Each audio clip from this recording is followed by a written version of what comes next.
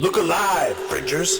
It's 2099 and we are live and loud in the underground. From the streets to the scar. Keep your chip hidden, your gun loaded, and never trade your soul for souls. Turn it up and let them know. Big Brother is watching. Time to put on a show.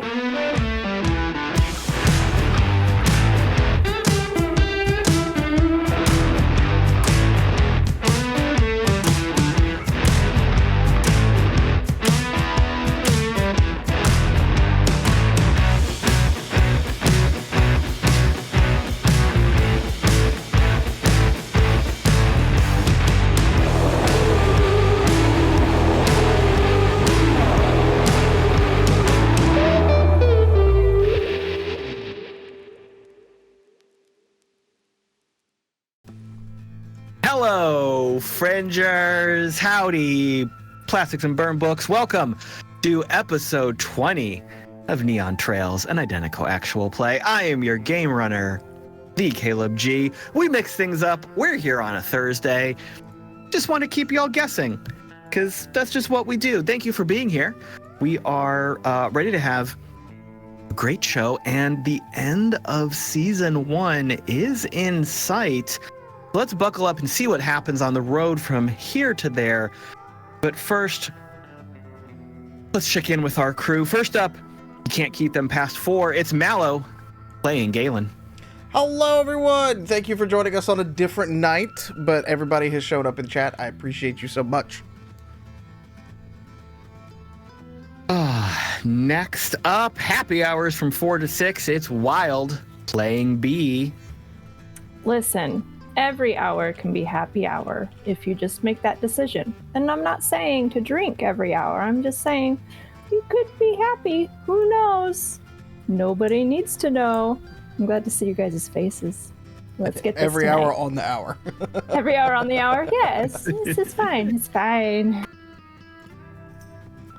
And he's a regulation hottie. It's Pete playing Dog. Hi, everybody. Hot tip. When you're eating bananas, make sure you also eat the peel. It's full of lots of vitamins and nasty flavors. And it's a good way to round out a breakfast. Mix that right into the banana bread. Yeah, right in there. Give it a little grind it tartness. Yeah, it's real good.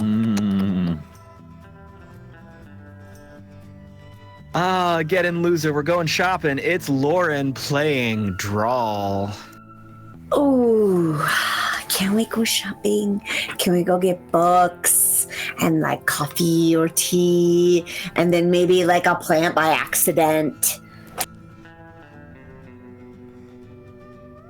And he keeps trying to make fetch happen. It's Ethan playing Mox.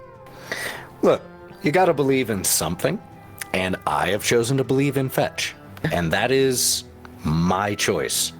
I don't ask you to believe it, but fetch will happen, just so you all know. If you're looking for it, it might be on the top shelf.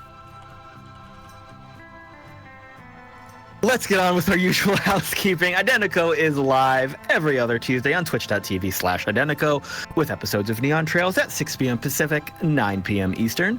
You can see episode archives, how to play videos, and clips over at youtube.com/Identico. Be sure to like, subscribe, and leave us the comments. Also follow us on the socials for announcements and news. Look for us at Identico and at Humanoid Games on your social media platform of choice. While you're on the interwebs, swing over to playidentico.com to see all material content available to you regarding Identico, including the newest module, The Dark and Divine. And if you're on Twitch with us right now, hi, welcome to Thursday. We love you. Mallo, anything else to share? Nothing at this time. Well then, let's see what happened last time on Neon Trails. The crew reacted to Solace going dark. Galen planned to head to the Barfly with Bee, Mox, and Dog to find Ferdy's backup generators, while Drall and Paperboy did some research. Some quick work from Paperboy revealed that there was no attack against Solace. Drall suggested checking for more information at an operations center. Paperboy wanted to ask the boss for permission and called Ferdy, but no one answered. Drall decided they should just head down. At the Barfly, Galen checked Ferdy's office for any signs of danger, but found nothing. Bee and Mox and Dog went down to the basement and found 3 huge generators. After some investigation, they found one was intended to support the bar and the surrounding area, but the other 2 were dedicated as backup power for a military-grade communications network and a staggering amount of data storage. They all worried about what secrets Solace and Ferdy had as they turned on the power and went back upstairs. Drall collected the crew and returned to the communication center with Paperboy, where he was working with other staff. They learned that Solace's geothermal power supply just turned off. And that was super weird. The crew offered to descend into the depths and investigate. They eventually found signs of a cave-in that had disrupted this power supply. Being suspicious, they kept investigating and found, buried in the rubble, a body from the cyber cult that had escaped the detention black site.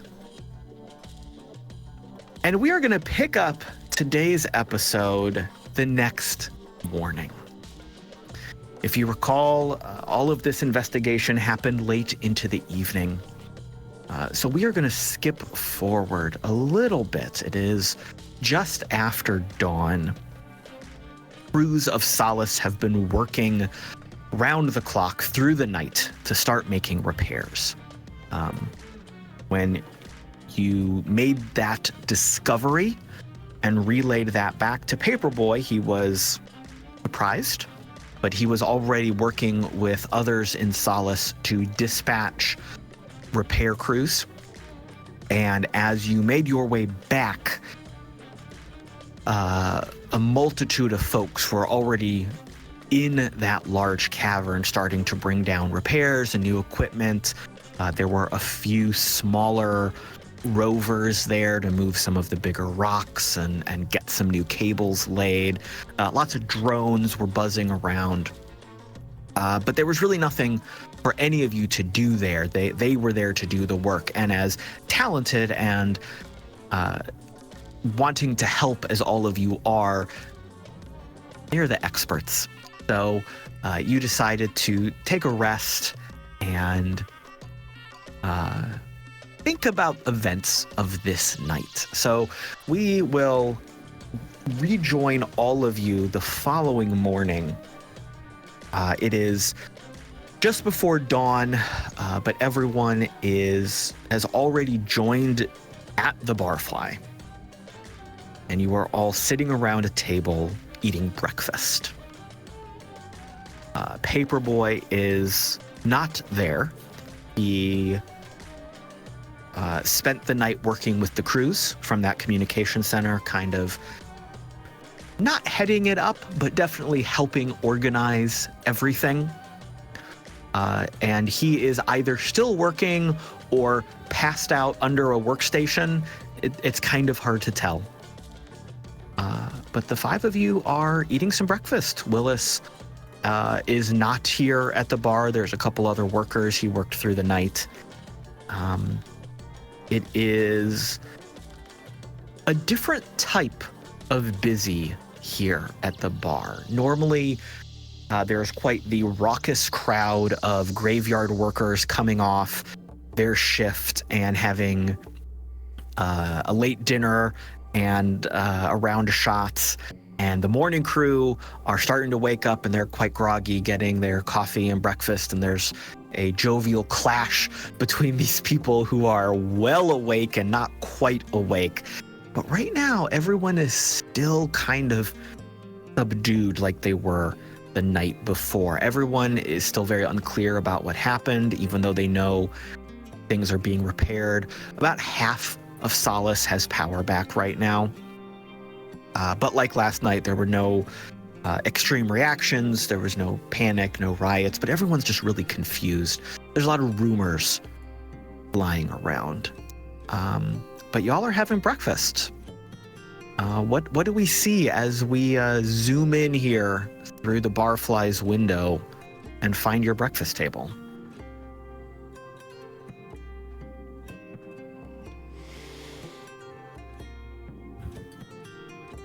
Well, I know B's going to be having a farmer's breakfast, you know, biscuits and hash browns and some fried eggs on top of that with some sausage patties and some gravy and a Bloody Mary and a cup of coffee with 2 sugars and 2 creams. Good. I approve. But it's going to be a very somber affair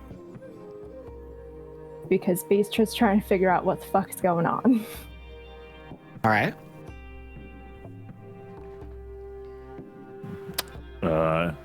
Dog's gonna be eating some eggs with ketchup, mostly ketchup, more ketchup than eggs, and some burial. For those of you unfamiliar, that's cereal with beer instead of milk. Every morning, baby. What kind of cereal? Brand. That was the question?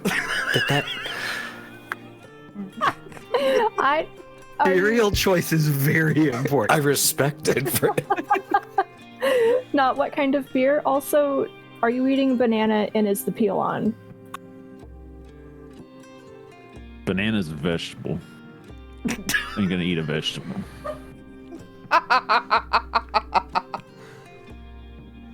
It's bran. It's Raisin Bran. Represent. Whatever brand there is. But yeah, bran burial. Gotta have that. What is it? Double bran, double wheat, double barley. Give me all the bready stuff. Yeah, we don't drop actual names on this channel till we get a brand deal. So Brand cereal with dried fruit. I remember the Beecher's cheese debacle. Debacle, more like fantastic money-making opportunity. Non-specific beer and bread that has been toasted with unnamed butter. Nothing tastes better than not getting sued. Yep. So much not like butter, we couldn't believe it.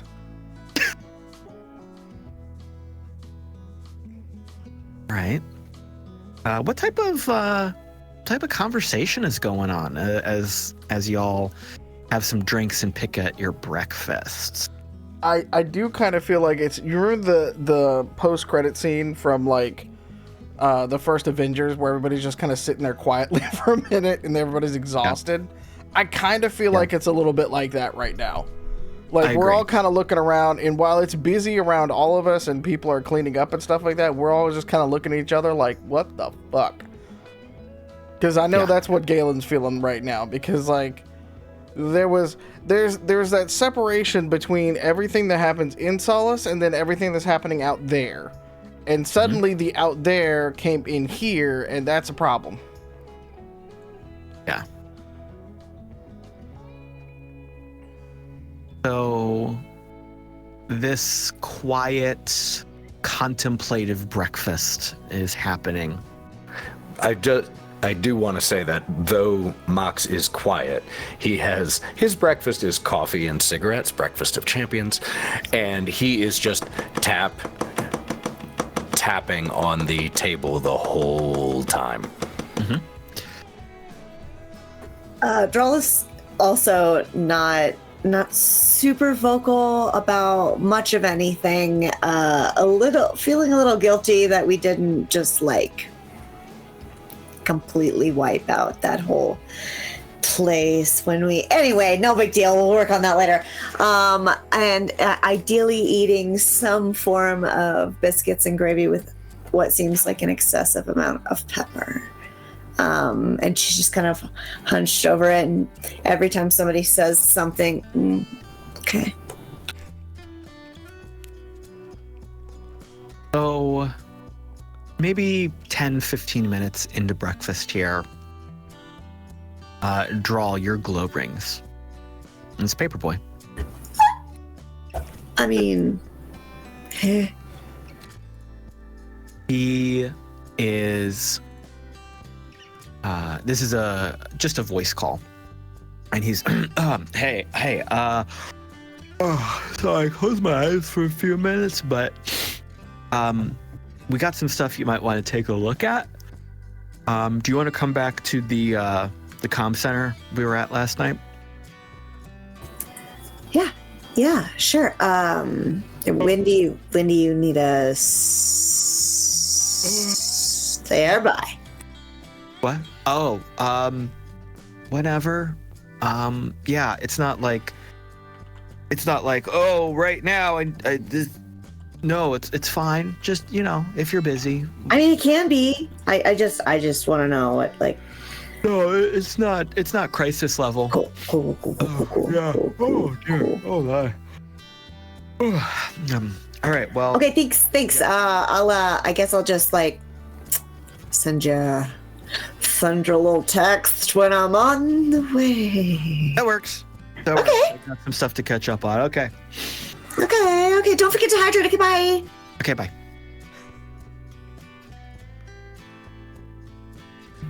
Yeah, that's how I sign off on my phone calls normally, too. Really normal. So normal, Drall. Stressed. I'm not usually this stressed about people.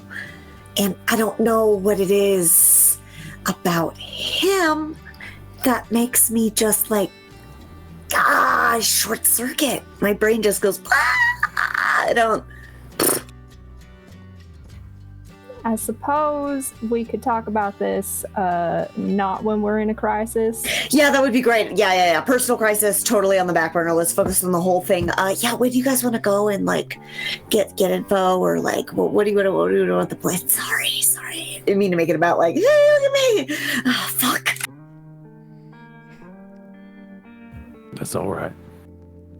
It's not a bad thing. I was just noting how totally normal you were being. It's fine. Yeah, I'm cool. Yeah.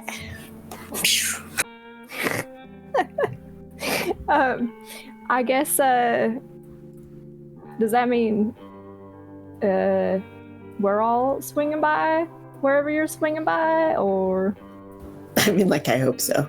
Oh, okay. I mean, we can be your moral support. I mean, but you don't have to if you don't want to. No pressure or anything like that. If there are more pressing things. Actually, what do you want? Let's play in the day. Does anyone have a white? Oh, we can just use the glow.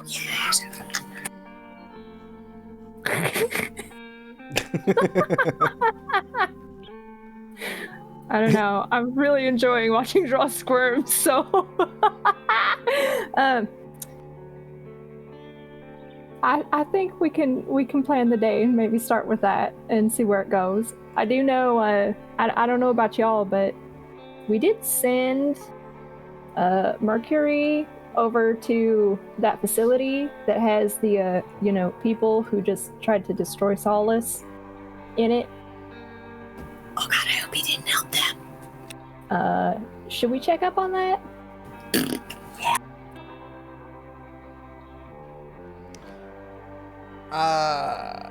Well, here's the thing. He didn't want to go after him. They didn't want to go down the hole just like we did.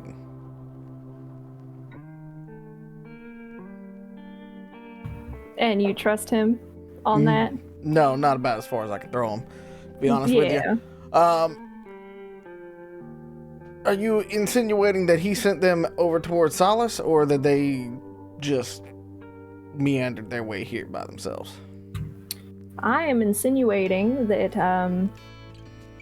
they were previously displaced from their makeshift homes by a group that we have a tenuous friendship with at best, maybe even just an acquaintanceship, depending on who you ask, who also has a warehouse full of war-making machines. And we just had basically an insurgence on our peaceful little town, and they know where we live. Which they are they talking about? You talking about the ones that like to eat things? This is in my head canon. They like to eat the electricity. Well, that may be true, but they were displaced, and I'm assuming the DJs had something to do with it, especially if they went out there, because nobody else knows that that place exists with those beings. Interesting. Should we... I mean, at this point, if we try to alert them of anything like that, then I feel like we're just drawing more... We're basically putting a target on our back, saying, hey, why don't y'all come on in while the generator's down? No, that's not what I'm... I guess more so, do you think that it would be worth maybe sussing out? I see Mox pausing from his breakfast of cigarettes. Well, this was more of an out-of-character question. How long did it take us to get from where we found these experiments to Solace? It was about Generally. less than a day's drive. I think it was about an 8-hour drive. We have to replay the tape on that. But it wasn't super far away. It was close to... But an 8-hour drive. Yes. Okay. And you were Are you at all- the detention facility for less than a day, Mm-hmm. give or take? Are you all suggesting that this thick body that we found simply found its way here after the DJs went there? Or do you think someone brought it here intentionally? It could have been either one, because for all we know, they could have been digging their way here before we even found them. Is there a tunnel you know about that we don't? They made one. They made one in out of the prison.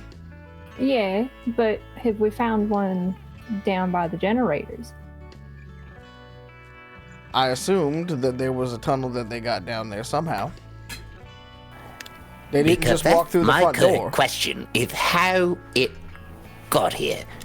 Because it took us about 8 hours of driving, and if it was getting here by foot, it would have had to be very dedicated to come that far. And specifically to this place it wouldn't have known of. Down to the main power source. Correct. Maybe it's attracted to the main power source. Or maybe someone who's currently in Solace brought it here for this purpose. It's possible. I don't think we rule out any possibilities at this point. And I do think that we should keep an eye on coincidental things as much as possible as well. What So the hell things of a don't move that coincidence. fast. Nah, there's no such thing as coincidences. There's only cause and effect. Okay. Here's the thing, and I don't know this to be true or not, but do they keep a record of who just walks in and out of this place? Because it's not like in the cities where you can just, ping a chip. I mean, we have some very...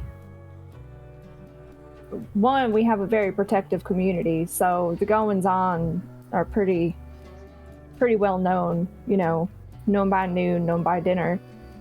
And as we've kind of witnessed in separate occasions, there's clearly some kind of information network here that I didn't know about. So I wouldn't put it past the people who would need to be informed being informed about something like this if it just came shambling down our front yard. Bleh. Drall, can Paperboy tell us any more about that then? Would he know or be able to get us any understanding of who's come in recently? He is, I assume, currently at the whole the big brain, and sorry. He is currently at the command center now, so he also said that there was information he needed to share. So maybe that's part of it. I know that we have some blueprints, but I'm not. Am I seeing any hidden tunnels? No? Yeah, probably not. Yeah, I didn't think it would be like, hey, here's your hidden tunnel. So we could go. Yeah. Well then, let's go meet your. Let's go. Is it too early to call him your boyfriend? I don't even know at this point. Let's just go meet up with him a little bit and see what happens. Oh my god. Do you think he would hate it? I think he would hate it. We didn't talk about it.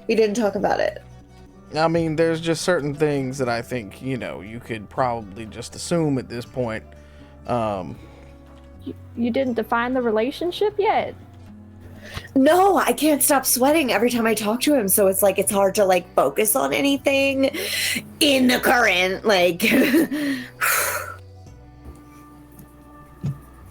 I don't know, do you wanna go? Should I message? Should I tell him? Just tell him we're on our way. Okay.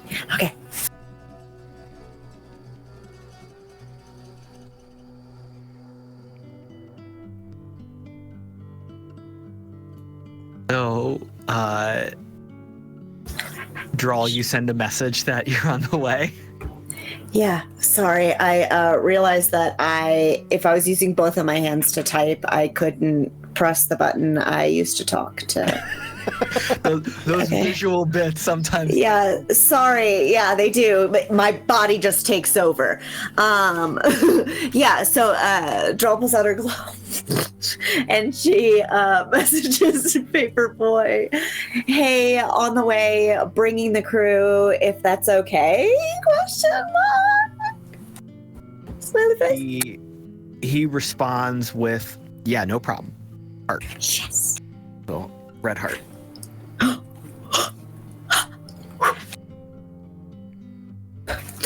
Cool. See you soon. Double heart. Things Yeah, might but be what getting color? serious. All right. So you all head directly there. And he stops on the way. On the way there, could I just tug at Dog's shoulder to make you fall behind the rest of the group just a little bit? Just slow down? Yes, darling. Could you possibly remind me of something? Because right now I can't seem to remember. Why do we trust this Paperboy so much? We've told him everything. That's a good question. Well, we trust Drall, and he wants to touch Draw's wiener, and she wants to touch his wiener. And she seems like a pretty good judge of character. I'm with you, though. I'm with you.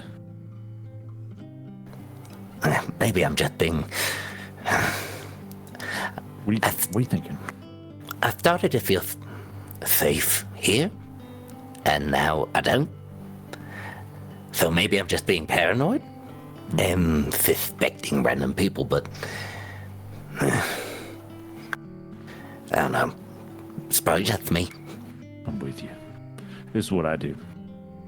This might help you. Just kind of hang back and just do this.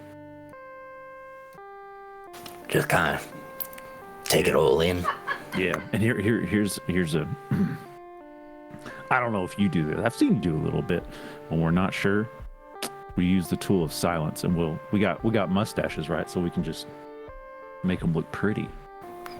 Oh, mine's nothing compared to yours. I barely have. Got a bit of scruff going now, yeah? Yeah. You still got to straighten it though. So you know, if you feel pressure to say something or interject, you can just do this, and you're occupying yourself, but it's silence and it's putting pressure on them. They'll spill the beans. Now, I don't know. That's all I got. We'll keep an eye though. I'm with you. I'm with you. I'm with you. Well, if I'm being crazy, just tell me. Just, you keep your eyes open for anything like that too. I'll keep my eyes open. I'm with you though. You're not crazy. If you're crazy, I'm crazy. We'll be crazy together.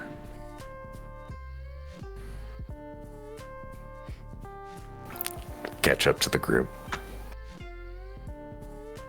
So you follow the path through the back alleys and hidden doors into the heart and depths of Solace. And you once again find yourselves in this communications operations center. Last time you were there, it was middle of the night in the midst of a crisis, and there was maybe a dozen to 20 people there working. Now we are in full operational mode. So there's 30, 35 people running around. They're all at different workstations. This place is hopping. Most of these people are plugged into their systems with various types of tech heads, cyber gear. You see drones buzzing around everywhere. All of the screens are lit up, whether they are physical screens or virtual screens or displayed AR. This place is like a neon pulsing nightclub that's doing business. Everybody is just working and humming along. You make your way through, and Paperboy is up on one of the upper levels, and he sees you and waves at you as you enter the building or enter the room. And a few people look up and see what you're doing, but no one stops you. No one checks on you. You're known individuals, and it's that situation. If you're here, you're probably supposed to be here, because how would you know about it if you're not supposed to be here, kind of thing. So you can make your way up a wide set of that kind of metal catwalk stairs. There's a couple little drones bopping along up and down. And Paperboy is at a terminal, and he stands up and stretches. Hey, Drall. Hey, everybody. Thanks for coming up. And he big yawn again, big stretch. He's tired. He's very tired. Work most of the night? Oh, yeah. Oh, yeah. Oh, wow. I'm sorry. That's really rude. Yeah. We had a bunch of crews. We had a bunch of crews down in the power center repairing things. And then we're just trying to repatch and reroute and get around some of the stuff that had been severed. So we were all kind of taking shifts, like, we'd catch 20 minutes of sleep here and there, and then try to cover for somebody else. But yeah, it's been crazy. Oh, there we go again. God, I'm so sorry. Oh, it's so rude. No, it's totally fine and understandable, because I'm sure the city really appreciates all that you and your team are doing. So, I mean, yawn away. Oh, yeah. But yeah, is everyone okay? Is everyone, no troubles during the night? No, we're all good? Go team? Go team. But, cool. So, I wanted to show you something. Probably weird. Seems weird. And, I figured, you deserve to know. Let's go over this way. And he motions, and he takes you to just a conference room, like just a nice, quiet conference room right off of this operations center. You see, as you enter the room, there is a big table, long, not like a fancy executive table, but not like a card table, right? Somewhere in the middle. A big long table that dominates the center of room. There are a handful of chairs, 8, 10 chairs around it, a couple more pushed back into the corner. Think like IKEA office wheelie chairs. Not super fancy, but not gross. There's a couple little desks off to the side that are covered in paper. The lights are low. And the room has a bit of a chill to it as you enter. Two things catch your eyes. One, there is something on the table under a cloth, a big something, and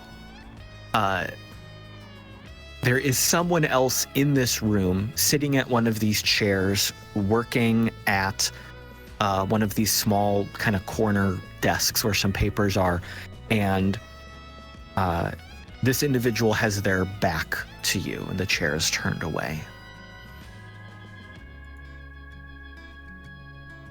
Paperboy kind of held the door open and ushered all of you in, so he is walking into the room behind the rest of the group right now.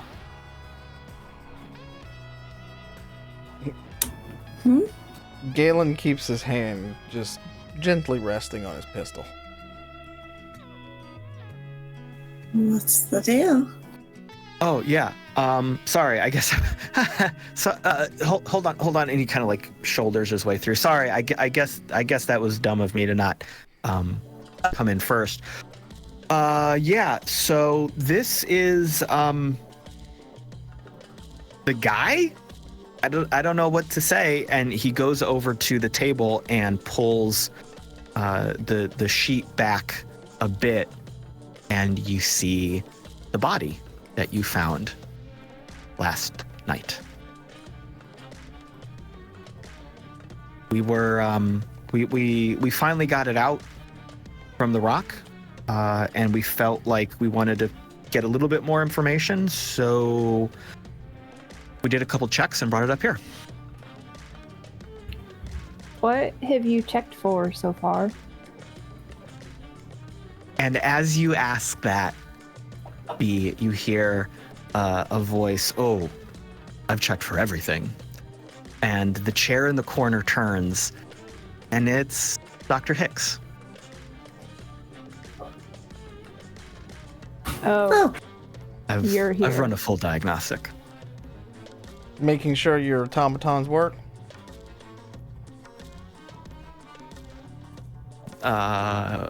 While I may have been involved with their origin, their current evolutionary state is not part of my purview or work.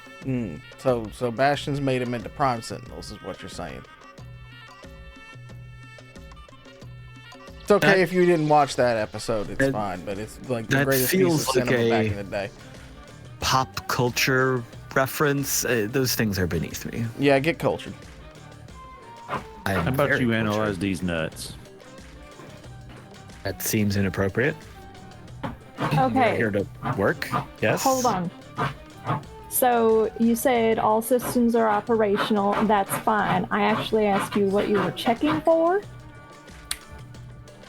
Yes. I have run a full diagnostic, and well, let me just show you. And he stands up, and does that, does the Star Trek straighten the shirt kind of thing, and he comes over, and he pulls the sheet back a little bit. This body is exposed to the waist. In the light of the conference room, it's upsetting to see this thing. It's not gross, it's not bloody or gory in any way. But this is a human in like a stretch of the sense, because so much of this figure has been replaced by technology.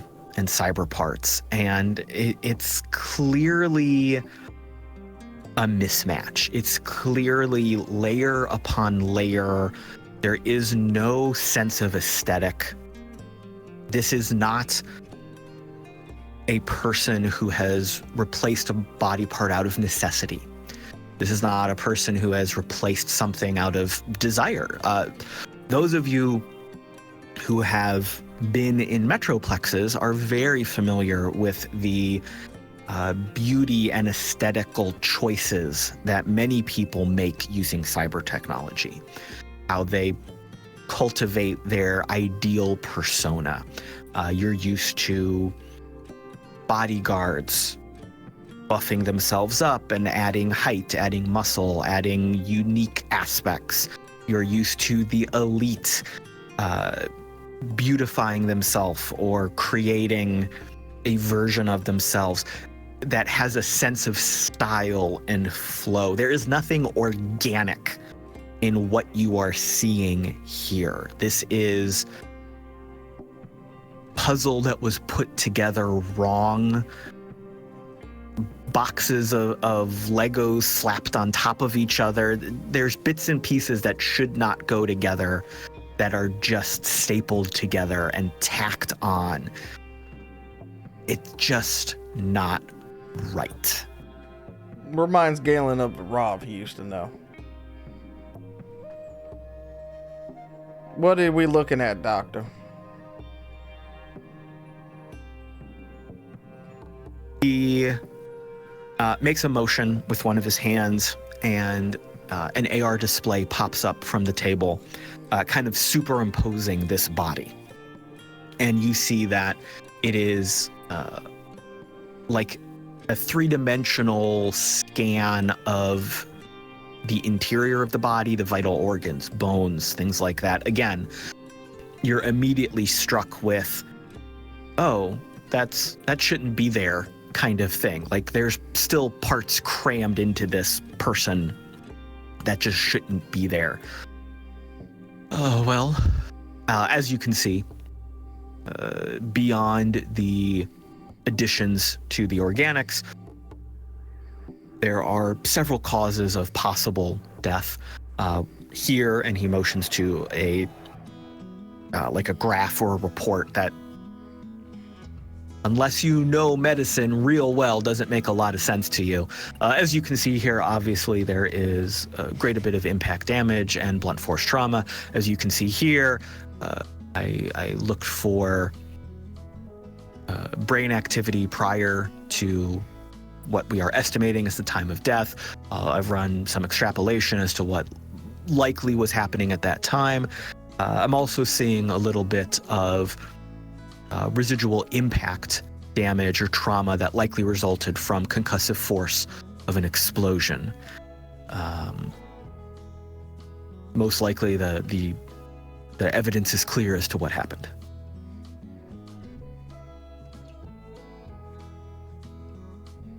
And he just looks at all of you. Holy shit. So, Paperboy, have we figured out any more of how these guys got in here? Well, it was just the one. There's never just one. He is kind of collapsed in one of these chairs, and he's like sitting across the chair, so some of his legs are like up over one of the arms, and he's kind of lounging back over the other arm. This kid is knackered. He is tired. Yeah, it was just the one. We went all over. I had my drones crawling over that place top to bottom. It was just the one. Was there a tunnel or anything? Did he dig his way here, or? No, we didn't find anything. How the fuck? Can I take a look at the medical chart? Absolutely. So you can look at what is being displayed on the screen. Do you have medical? I have 3 points in medicine. Why don't you give me a medical check? 13. Oh, wonderful. So what is what is displayed on the information, displayed here for you is, it's not nonsense, but it's not like your bread and butter. Your medical knowledge is first aid, is, okay, I know how to fix body parts when they stop working, but you're not ignorant of medical technology. You're not ignorant of what scanners look like and that type of thing. So looking at this information, there is not an immediate moment of, oh, I see, but you're not confused by it. You are not unable to parse the information. Got it. You do see results that support what Hicks is saying. You see that there is a track record, there is evidence to support a massive amount of blunt force trauma. You see that many of the internal organs that are left, that are remaining, because there's not many, they do indicate signs of that concussive force of like surviving or not surviving a massive explosion, like being too close in the blast radius. So while Hicks is not being helpful and clear, he is not deceiving you based on what he just said. Is he deceiving us with the amount of data that he's showing us? Well, that feels like another check needs to be made of some sort. Oh no, not dice rolling in a dice game. How about insight? Do you have insights?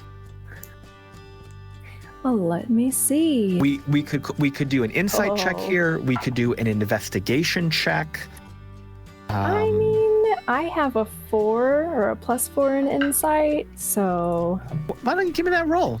let's roll, baby. All right, I got a 16. Posers, nice. All right, so B has a strong dislike for Hicks. Oh, We've fuck yeah. established that. My blood's boiling over here. I don't think we needed a roll for that one. B is just immediately suspicious of Hicks. So she is, well, let me ask it this way. Is B doing anything obvious about what she is looking at, or is she just trying to like feel it out if there's something hidden? Is she trying to look at the information to find like a hidden file? Like, what's the approach here? You know, I would assume we've been traveling around Solace now, doing all of this. We probably have our drones. We have Argos and Umbra. Umbra is fairly capable with many things, and I don't know if it would be possible to maybe, you know, do some R2-D2 hacking or something with Umbra. I know I'm not a hacker, so I don't expect that to be like a full-on yes, but maybe like nick some of the information or copy some of the information somehow so that we could look at it later without catching the condescension that is ever present with Hicks. Yes. So I think what you are able to do here as Hicks is sharing his findings, you are able to have Umbra do a quick visual scan of what is being displayed so that you can have not like a true copy of the file, because you would have to, you know, plug in and grab that, but you are acquiring a copy of this information to the extent that you can do so without being obvious for later review. Okay. And B is going to do that as discreetly as possible. Yeah, and with that check that you just made, you notice that the information is being clearly displayed. But you're not sure if all of the information is being displayed. Okay.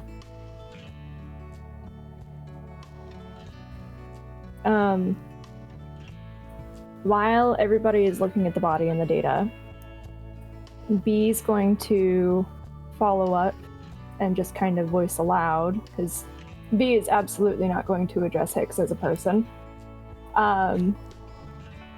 Were there any trackers planted on this body, or surveillance that we might have caught of this thing shambling into town? Because I know clearly we have the capabilities, apparently, to gather this information.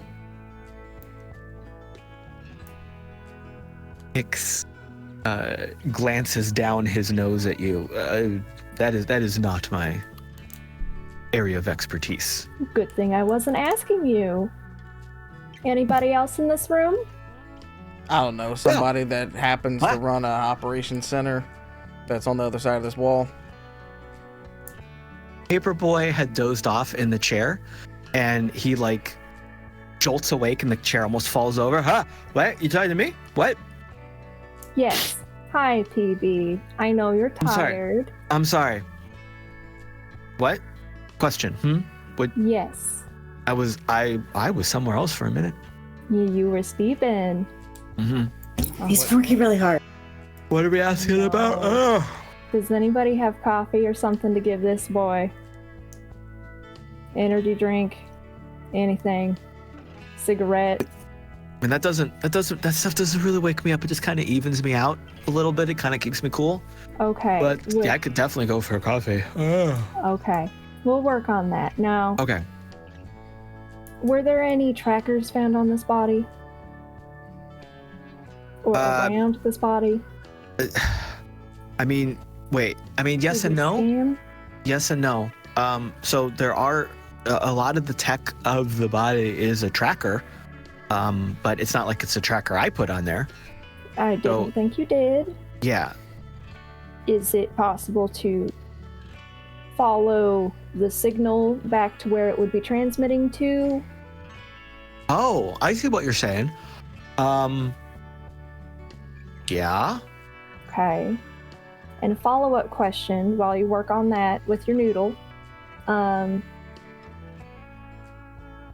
Do we have any kind of surveillance that would pinpoint where this thing came from?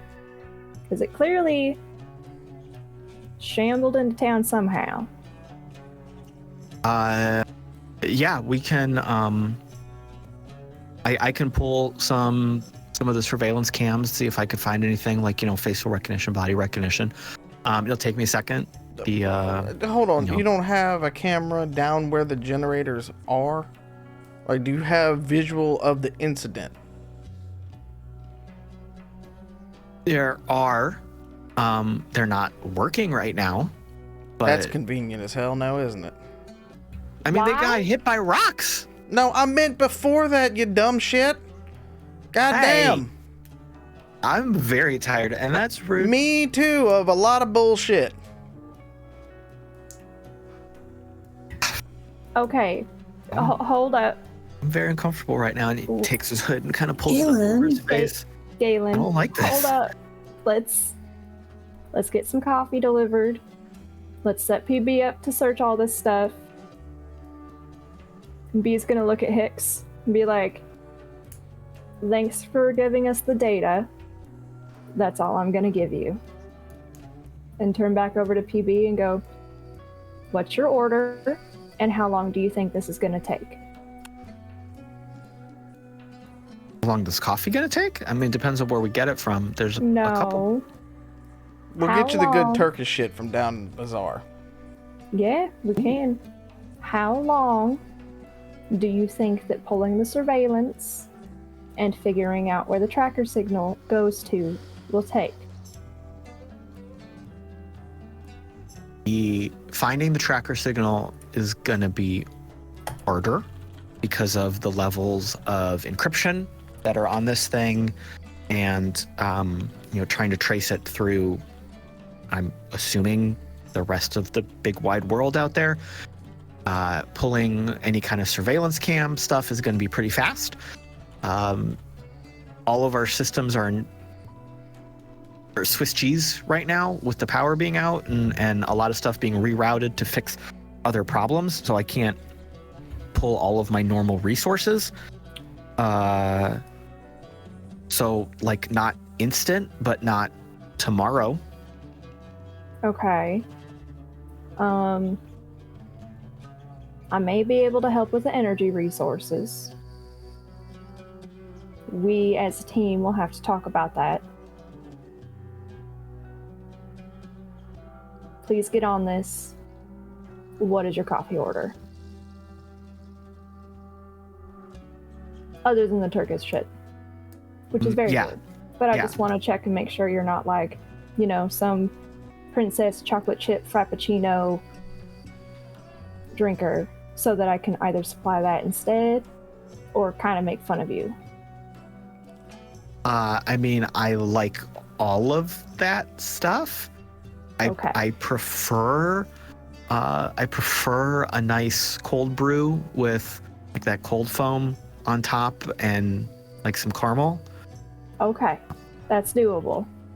Okay, like a big one, like big. You can have an entire 6-pack of that. Okay. Of the big ones. Okay. Just don't give Hicks any. At this, Hicks has been standing there just kind of watching this conversation. It's very much that, like, I'm the corporate manager in the room, but everyone's ignoring me because I'm not part of the events, even though I think I'm responsible for the events, kind of face and body language on him. And when B says that, he rolls his eyes and shakes his head. If there's nothing else for me, I do have patience. I do have other work. No, I got a lot of questions for you, actually. That pertain to the immediate situation? Yes. Make it fast. Good. Why did you induce cyberpsychosis in these people? Didn't? So they just decided to do it on their own? Make up a false god that they are praying to? He looks at you again, that very cold, superior manager type of look. Oh, Galen's looking right back at him then. Can you give me an insight check, please?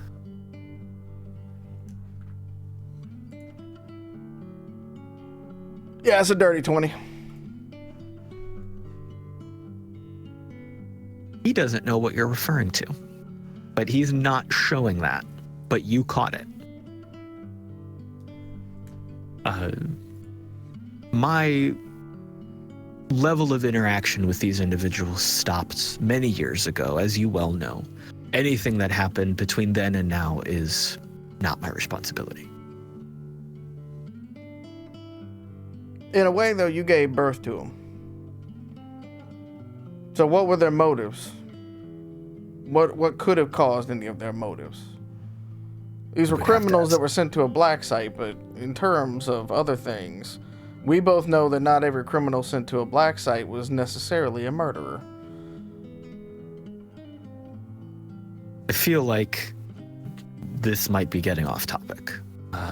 My work was done on these individuals for my own ends, my own experimentation. What happened to them after my work was discontinued, I cannot say. The individuals themselves, when they were brought to me, that was the responsibility of detention. I was not involved in those selections, so you would have to submit that inquiry to them. Why were you experimenting on them? I believe the last time we met, I indicated that was proprietary, and I do not believe we have changed that level of sharing. I'm standing between you and a door, and I'm the one with a gun, so proprietary my motherfucking ass, you gonna tell me. I would love an intimidation check right now.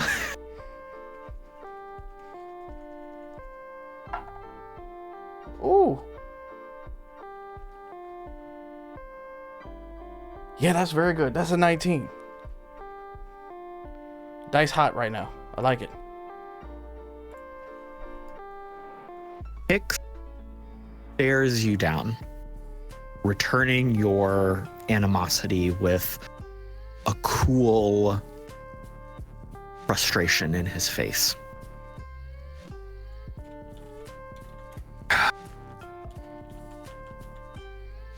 To the extent that it is pertinent to the current situation, I was experimenting on the limits of how much a human body could accept of cyber augmentation before breakdown occurred. Before cyber psychosis takes in, yes.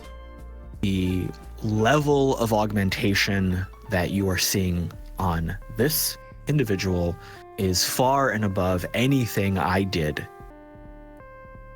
in my workshop.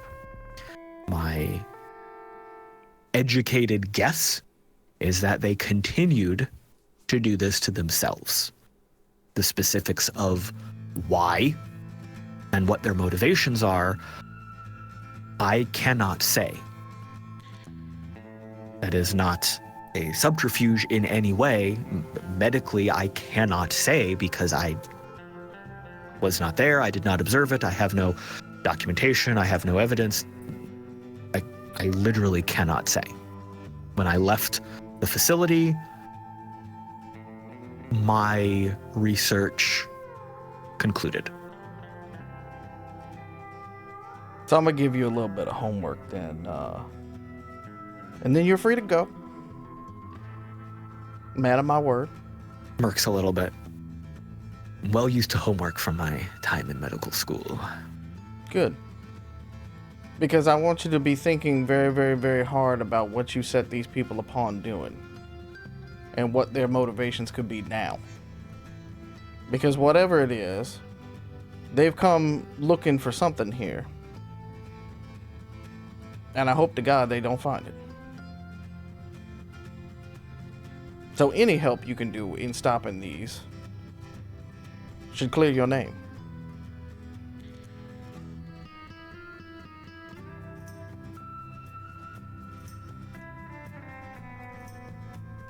I will put some thought on it. Be mighty kind of you. And Galen's gonna step to the side and as a gesture to kind of say, like, all right, you're free to go. He sweeps out of the room and does not look back at all.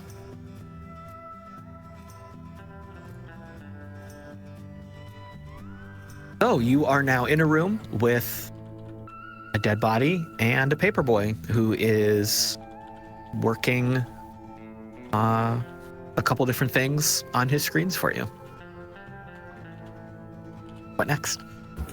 As he's working, Drall is gonna throw her hood up and put her hands in her pockets and come over and lean down while he's working. Hey, I'm really sorry about.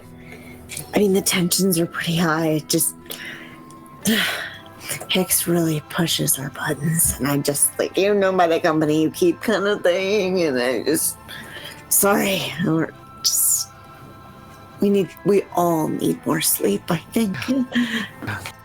Yeah, I mean he's definitely not nice. He's not a good person.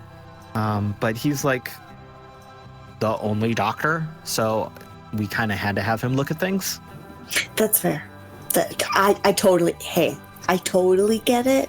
But I think like just like after the time we just had, at his request, it really left a bad taste in our mouths. So seeing him was kind of like, So I'm really sorry about that. Thank you for working on this for us. I'm happy to. It's okay. This kind of work makes sense. I like it. It's good. He's just kind of tapping away. He's working like the whole time you're chatting. Cool. Okay. I'll bother you, and then I'll go back over to the group.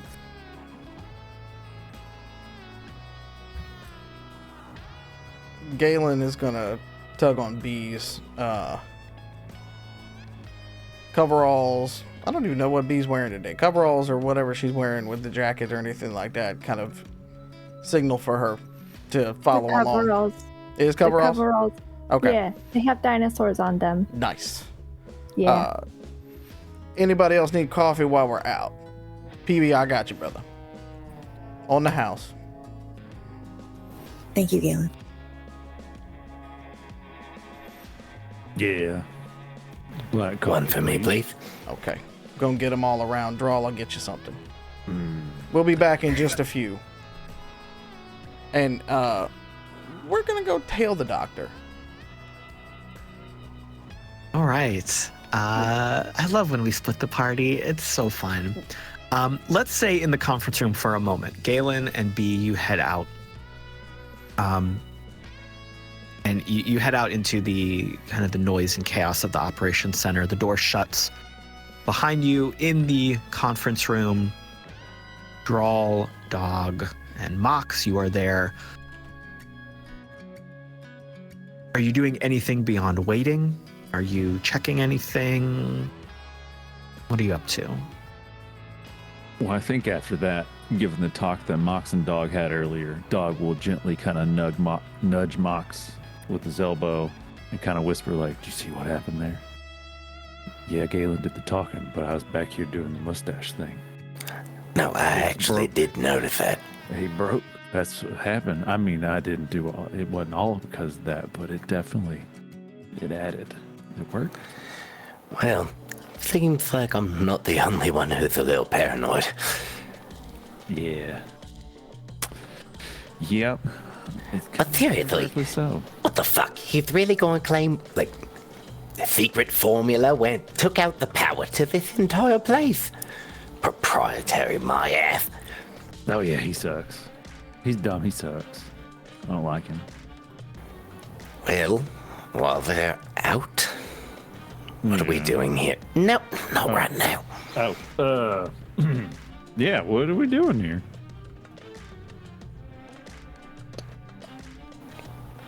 You got Drall? You want to?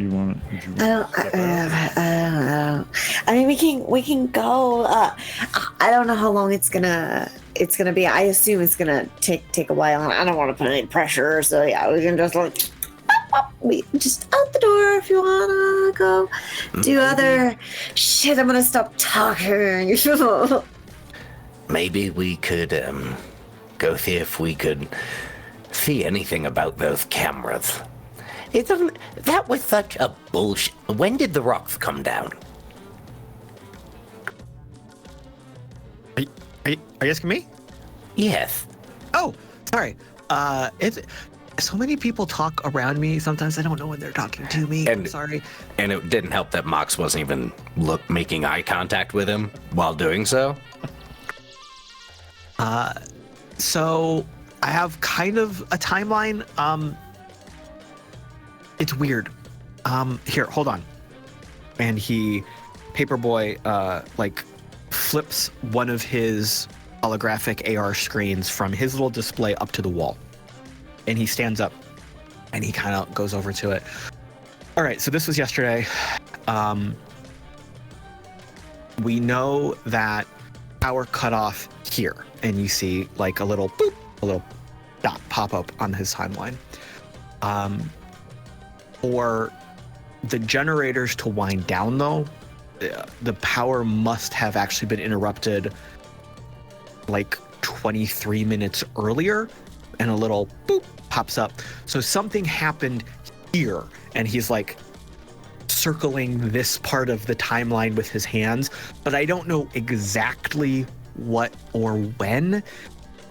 And that's weird because, and then he makes another little gesture and a couple other little sub-screens pop up showing the security cameras, the sensors, the recording and tracking equipment that's all related to all of this.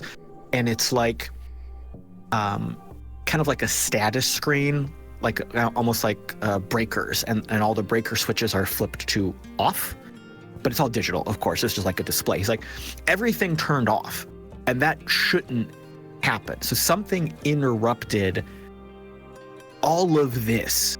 And based on the level of security we've built, based on the redundancies, I don't know how that happened.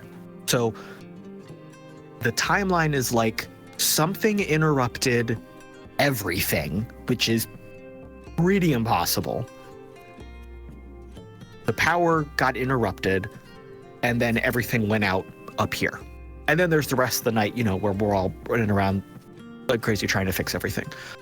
So I can't really answer when to the second because it shouldn't have happened, and I don't know how.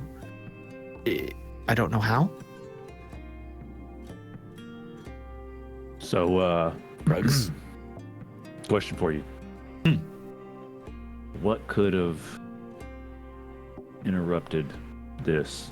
A catastrophe, or would it be someone having access to these buttons like what you got displayed here and just flipping them off? Can you trace that back to see what would cause that? So, like, I know visually and mentally we kind of picture it as like a switch and a button. There's no actual switch button that you can't just turn it off. It doesn't work like that. No one went in. No one went into that area. No one went through any of the service or access tunnels.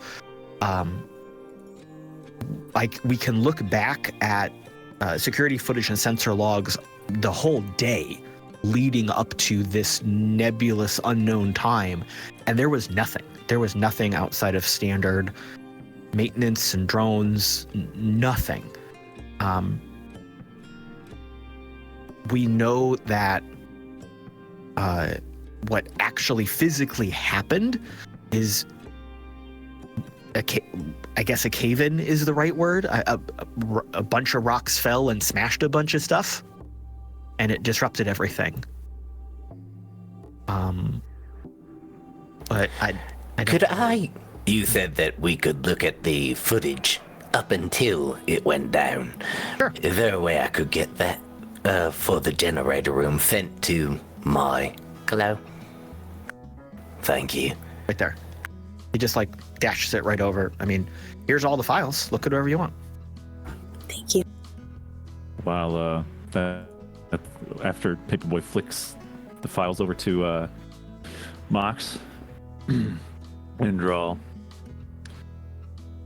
Dog is gonna say, "So what you're telling me?" And then he's gonna stare quietly.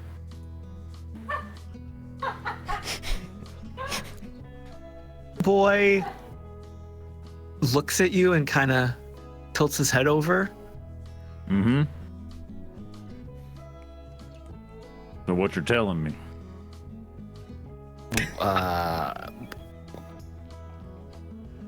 What I just told you? Mm-hmm. Is there a question? Look, man, I'm real bad at social cues. I don't know like what you're laying down here. I'm just trying to be transparent and honest with my situation.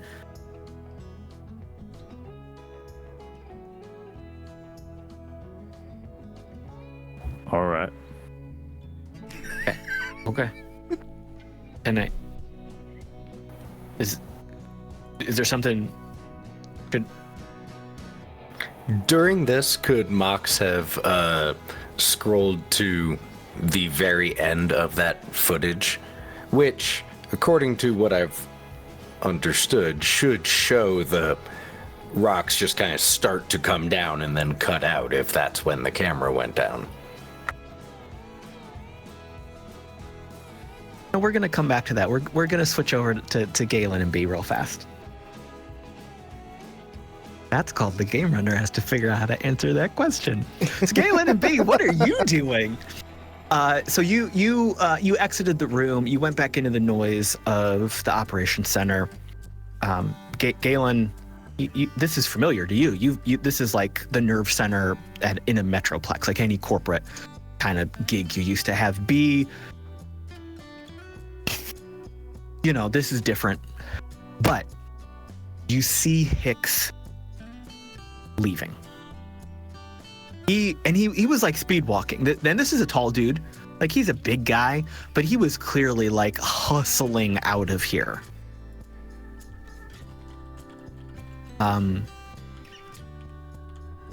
If you remember, the path to get to this room though is pretty small and quiet. Lots of small hallways, kind of girder stairs. There's not a lot of traffic on those. So what are you doing to handle following Hicks? We're just going to act cool for one thing, because we're just going out to get coffee. Yeah. If he wants to be paranoid about the man who just threatened his life walking after him, that's on him, not on me. All right. But we will stop for a moment when he gets outside and kind of watch where direction he goes off into and everything like that. All right. Hicks does not show any sort of body language that he is paying attention to you following him at this point. Whether he just doesn't care, whether it's just part of his haughty superior persona, you're not sure. So he walks out, he exits this kind of back alley that you took.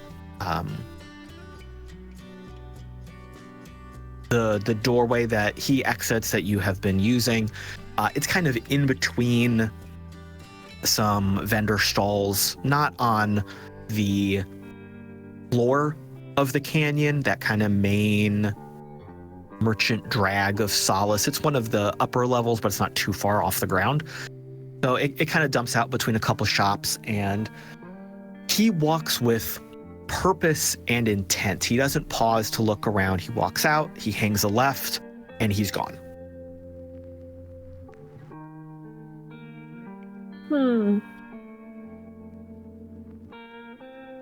Seems like the good doctor has somewhere he's going mighty fast.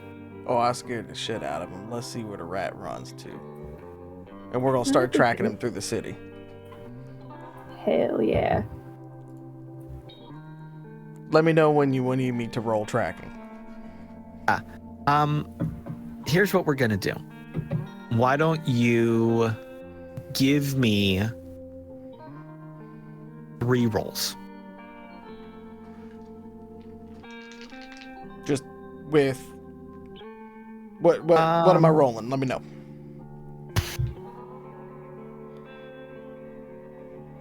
For the purpose of this, let's go with a survival check. Cool. Survival tends to be this type of thing. Mm-hmm. Well, and I am a tracking expert, so. You are a tracking expert.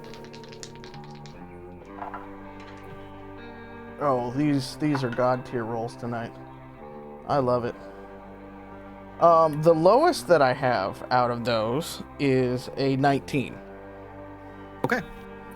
It scales up considerably from there. Perfect. So here's what happens. The two of you the two of you are following behind Hicks, and there are a couple times where, and Wild, tell me if this is okay, but B gets a little bit excited and maybe gets a little bit too far ahead of Galen, and Galen has to pull her back a little bit. Oh yeah, that's absolutely in character. I feel like this is also a little bit of a training moment, Yes. like the fighting training that happened. So Galen, I think after those first couple times where you are like, what are you doing? It's like following 101 that you're breaking. Then you're like, oh shit, I need to actually, okay, wait a minute. Here, kid. And like you're giving some of this on the job training as you are, a dozen paces behind Hicks here and there. So that is sprinkled in. There are 3 times where Hicks enters a crowd, and for anyone else, they probably would have lost him in the crowd. He is cutting through. It doesn't look like he's doing it intentionally, Galen. You are a skilled tracker. You have done this professionally for a long time. Your gut is not telling you that he is trying to shake a tail. This is just where he's going. But there are still times where anyone else probably would have lost him in a crowd. He takes a shortcut through like the back end of a restaurant, and he kind of cuts through there. He goes between one shop to another that are kind of connected in the back, like at amusement parks. And it seems, again, gut instinct, it really seems like this is just the way he takes to go places because he doesn't care about people. Like, he's not knocking people aside in the crowd, but he's clearly invading some non-public spaces because it is just the most efficient route. Oh, that sums him up really well. This all takes 15 minutes. This is not a long extended sequence here, but still 15 minutes walking up and down the stairs, trotting through Solace. You've covered a lot of ground. You realize within the last 5 minutes or so, his path is taking him to towards the outskirts of Solace, where not the like upper level of the canyon where your vehicle is normally parked, but like the far end of Solace, away from the residential, from the merchants, from that heart, that core of the like the lifeblood of Solace, where it kind of like peters out away from the canyon, where it kind of smooths out a little bit. There's less people living there. There's less shops. Some people have like more surface level farms, some pens of animals, that kind of thing. And there's lots of vehicles parked out here. And it's pretty clear he's headed towards this area. You were at his office, and you know that his office is not this direction. So as you were following him, again, Galen, you were putting this together piece by piece. You knew very quickly he was not going back to his office. You weren't sure if he was going to someone else's office or another location. And then you're like, oh, he's going towards the outskirts of town. There's vehicles out there. You're trying to put together what's happening here. And you see that he is headed towards his refurbished kind of outdoor vehicle ambulance that he uses as he is going around this little territory in the wastes. Nigdy znowu. Nigdy znowu. There's a moment between when you see where he is going and you figure out, oh, that's his car. He's probably leaving. So you've got that moment there. There's, 30 seconds to a minute where you can talk about it. Are you going to stop him? Are you going to just observe what's going on? Sorry, didn't want to interrupt. It's good to have a timer. Galen, what do we do? He's gonna get away. You don't happen to have a tracker or anything like that on you, do you? He's gonna rummage in their pockets. Check the top pockets, check the butt pockets, check the side pockets, check the satchel. Oh! And then pull a tracker out of their headband. Nice. How do you want to plant this? Well, we can either walk up to him and say goodbye and let him know, or we can just do the old-fashioned way and throw it. Hope that it gets in there. There's two of us. If one of us distracts him, the other one can plant it real good. Yeah, fuck it, let's do it. Your last question, do you want to plant it, or do you want to distract him? Because I know you just threatened his life.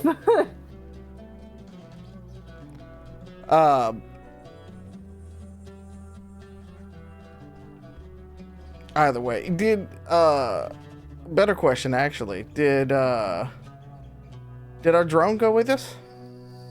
Umbra? Is Umbra with us?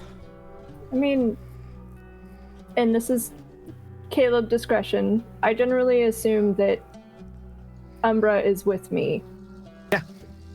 Unless you specifically call out leaving Umbra with someone else or giving Umbra instructions to do something, Yeah. I assume they're with you. I mean, they're not like at your side. They're probably wandering around getting into trouble, but Right. they are in your general radius and vicinity. Okay. What's your scheme? Well, Umbra is much stealthier than either of us That's true. and can get up ahead real quick and get it on there.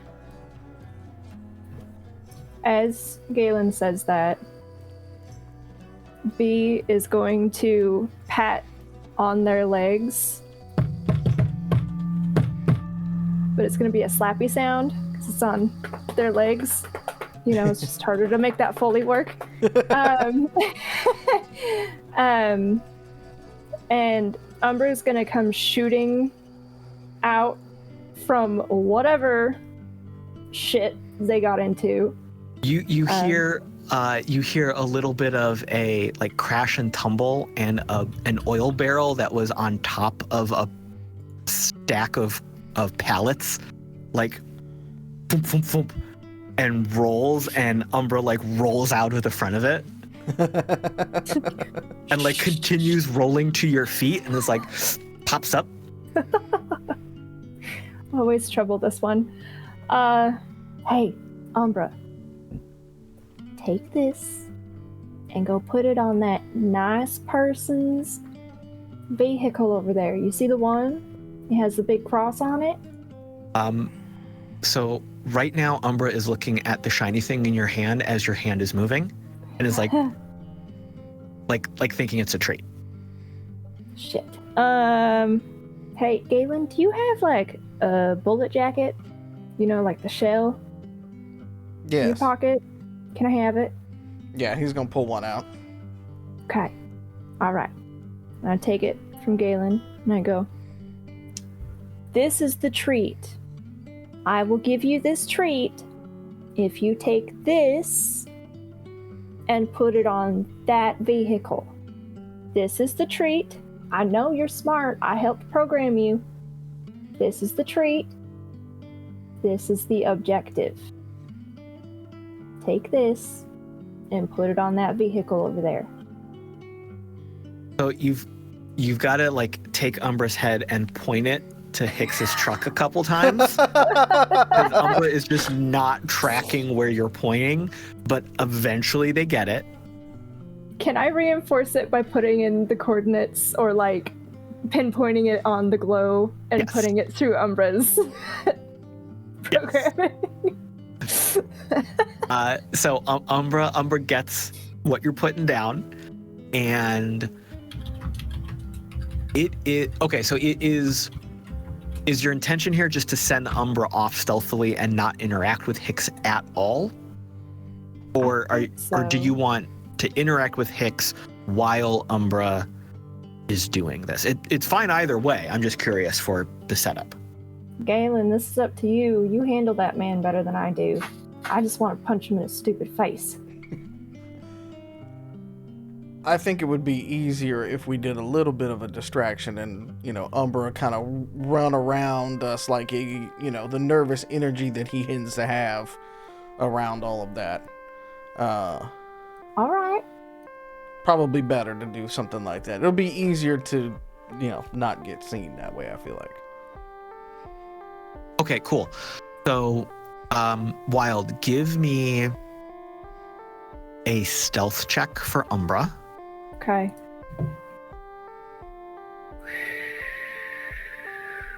It's a damn good thing I built Umbra for stealth. Ooh. I got a 12. You got rerolls. Okay. Don't forget you got rerolls. You do have rerolls. I'm gonna use a reroll.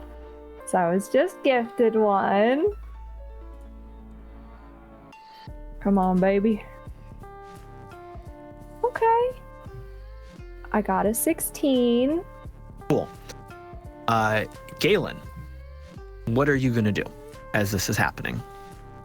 Galen's just going to kind of casually sort of walk up and just kind of kick the dust a little bit around the in the direction, not like menacingly or anything like that, but just sort of saunter and kicking up the dust a little bit towards the good doctor's way, as he just kind of looks at him and goes,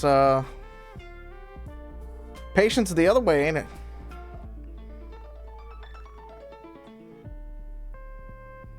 So Hicks was outside of his vehicle. Think of this like a little bit more of a streamlined ambulance style vehicle, not like a giant box, but a little bit more like a cool SUV version of an ambulance, about the same size though. Ambulance crossover. Ambulance crossover. And there are several equipment boxes and hatches out on the exterior that are accessible from the outside. But when you were walking up, he was working on some of those, like checking them, scanning them, checking their contents. And you catch him by surprise as you walk up. As skilled as you are seeing his body language, you see that very subtle dart that, like, you shocked him, but he immediately is trying to cover that and suppress it. He's too cool to let you know that you surprised him, kind of thing. Mm-hmm. And he looks over his shoulder at you.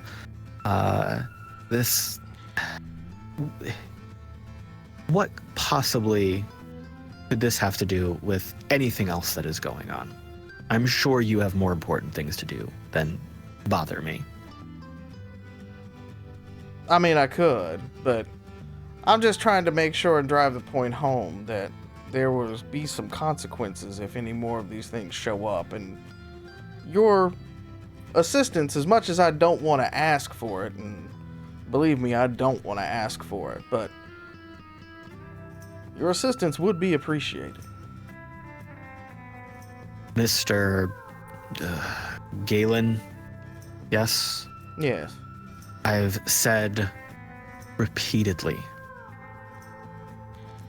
that my involvement with these individuals ceased when I left the facility. I understand that. I'm just saying, of all the people that are out here, you know the most about them, and you're one of the smartest ones in the room.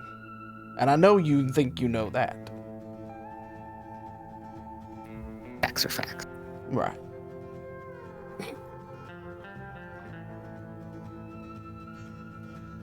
So look, I don't want to get us off on the wrong foot when it kind of comes to it, but this is a little bit out of everybody's league when it comes to doing something in a place like this. And I know that while you have done some things in the past, you were trying to be better. And honestly, I'm trying to do better too. So don't make me let you down now. Work with me. I appreciate your sentiment and perspective. I am not speaking with any amount of deception in any way.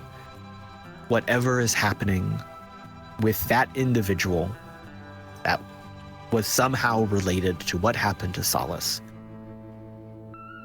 I honestly do not know how it happened. I do not know how that individual came to be involved. It is a remarkable coincidence that our interaction regarding that location and the work that happened there years ago occurred within a reasonable time frame of this tragedy occurring here in Solace. Understandable. But if you reconsider, y'all know where to find me now. And he'll kind of tip the hat. As I'm assuming, you know, Umbra's doing its thing and stuff like that, and kind of running around and being chaotic and stuff like that. And he'll just kind of tip his hat, turn, and start to walk away and go, "Come on, Umbra. We got to go get coffee for everybody back at the ops room." And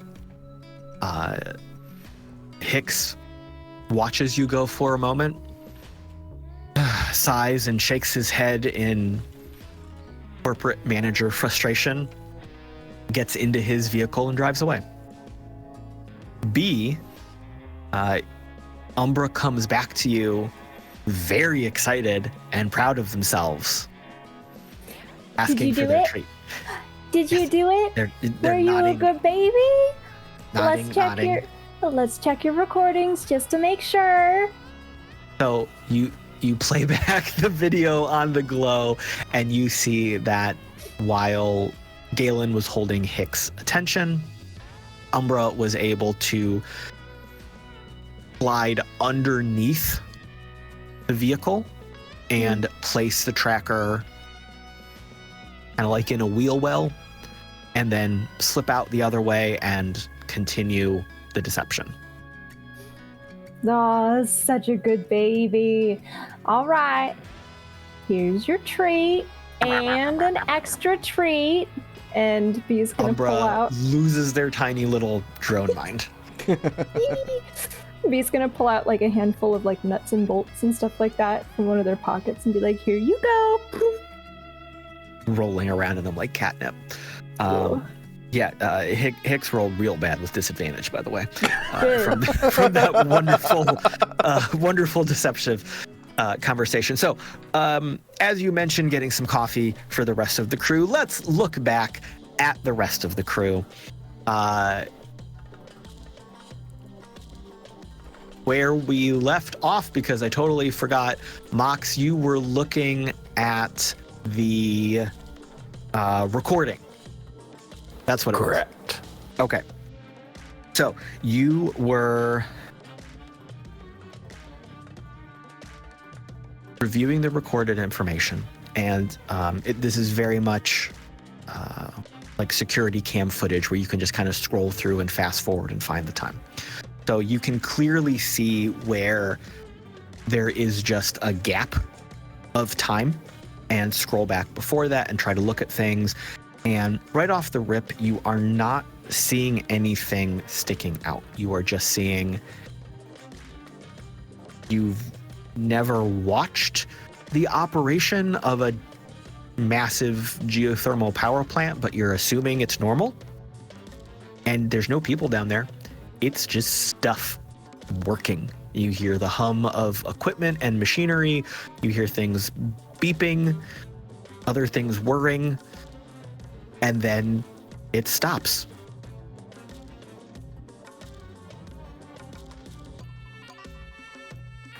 Before the rocks fall? This is where it gets weird. You scroll back and forth a couple times, and you look at different views, different cameras, different perspectives. And you kind of see almost a couple different versions. Because in one video,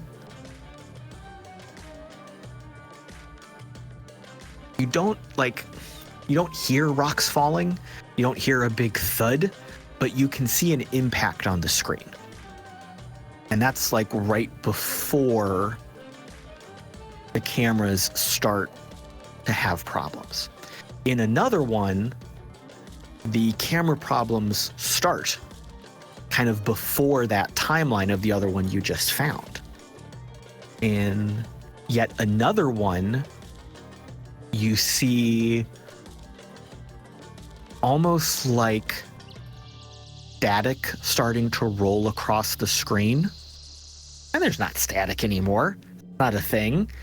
And the video start to like show some artifacts and glitches. And then you see what might be a little bit of an impact, and then the cameras really stop working. And you see a couple other inconsistencies here and there.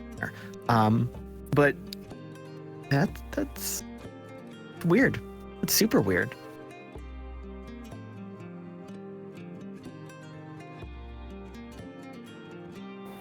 While you are looking at Hold that, on to that right now. while you are working on that, Paperboy is also working. And he leans back from the table and he kind of cracks his neck and rubs his jaw a little bit. He goes, so I found something. And he looks over to Drall. I kind of found something, but it's not a thing. Show me the not thing thing. So this, and he points to a screen that shows like a scan of the dead person. That's the dead guy. Yeah. So I ran that image through all of Solace's data recording. There's no match. So I found that there's nothing. Like you wanted to see if he'd walked in, right? You wanted to see if he'd shambled in. There's nothing. Were there any like, okay.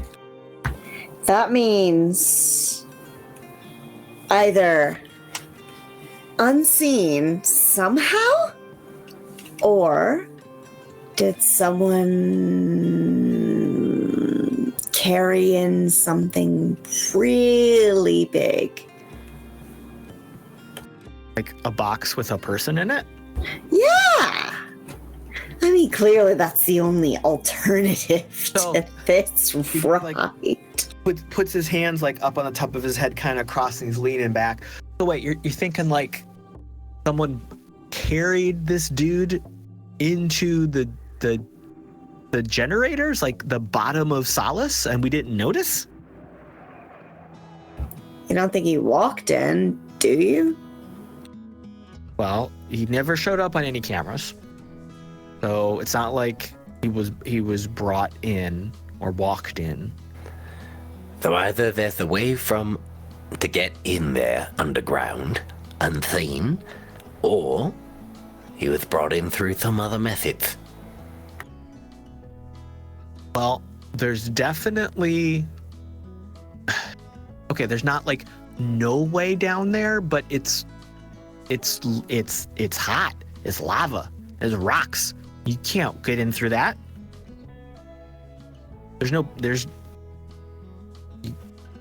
You can't take a stroll through that to get down there. We have to walk down there from up here where it's safe.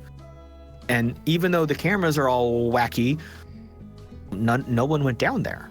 No one was carrying a big box to go down there, a duffel bag, nothing.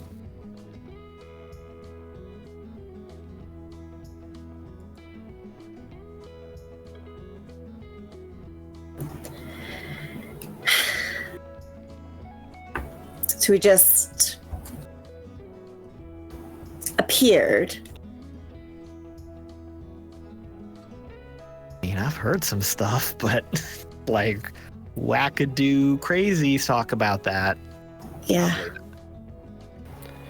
Is the body still in this room? Is the body in the room?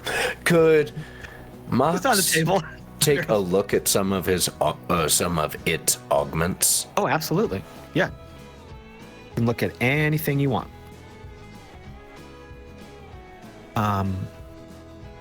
What are you trying to discern? Just like a general, what is it? Or is there something To see if there was some deliberate method to it. In other words, that they are all working towards a similar end goal for this unit, so to speak. Any indication that of anything like it being assembled on site rather than coming in whole or anything like that. Okay.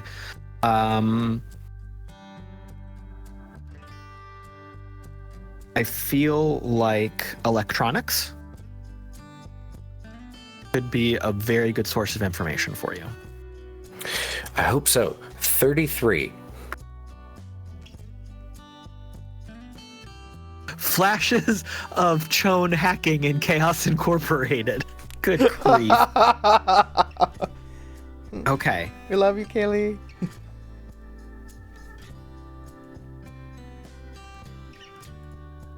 You dig into this body, not like in a gross I'm doing an autopsy way, but you are kind of plugging into the variety of cyber tech and augments here. You pull back the sheet a little bit more. This was at one point a person, maybe 5'8", 5'9". There is so little of that individual left, though. It's hard to tell anything about who they might have been, what the intent of these augments may have been. As I said before, even out here, outside of the Metroplexes, you are used to like a form and a function in cyber technology and augmentation. This is the most slapped together nonsense mismatch. You don't know how this person like moved bipedally. The way some of this stuff is stuck together, the way it's hung, the way you'd think it would be off balance. But you kind of get past that. You refocus. Okay, that's not what I'm trying to look at here. What am I trying to find? And like, you have to kind of reset. You have to look. You have to dig in. You see a lot of evidence of things being forced to work together that they should not work together. So circuits have been bypassed. You see weird crossed wires. You see like different types of circuit boards slammed on top of each other and jury-rigged together, and just nonsensical paths of logic and energy flowing together.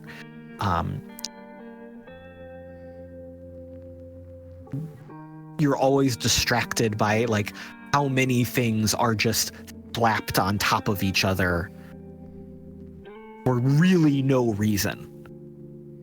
But knowing some of the things you have found in the past, that this was some sort of weird quasi-cult kind of worshipping of cyber technology, like you're guessing how they were just, this was part of it, like just the more you could have, the better you were, or something like that. Again, you're trying to suss out more about how and why this individual was the way they were. You get to kind of the nitty-gritty. You get to some of the underlying systems. It is unclear how and when all of this started, but the sheer volume, it doesn't feel like this person was assembled recently. it doesn't seem like this was a newly built wacky cyber person.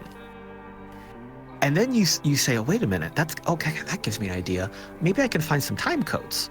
Maybe I can look back at like some start dates of different operating systems, or I could find some like some sort of serial numbers that might track origins of parts. Like, you're just kind of grasping at straws, but you're like, if this whole thing is crazy, maybe a crazy thing will help me find what's not crazy. So you're just going, and you hit a little bit of momentum, and you do start to find like some internal clocks. You do start to find some serial numbers of things, and as soon as you start to find something that you think makes sense, it stops making sense. Like, you find 1 or 2 steps of a pattern, and then it's gone. And then you find 1 or 2 or 3 steps of another. Okay, maybe this is it. Nope, gone. You step back. You're like, okay. I'm going too far down the rabbit hole. What am I doing?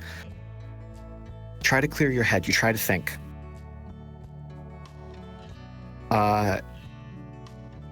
It finally hits you. It finally clicks. The lack of pattern is the pattern. All of these holes that you are noticing is actually telling you something. And you finally realize that all of this technology has been disrupted from its original state at an atomic level. Everything is wrong. Everything is out of alignment. Everything is shifted away from norm and not put together the right way.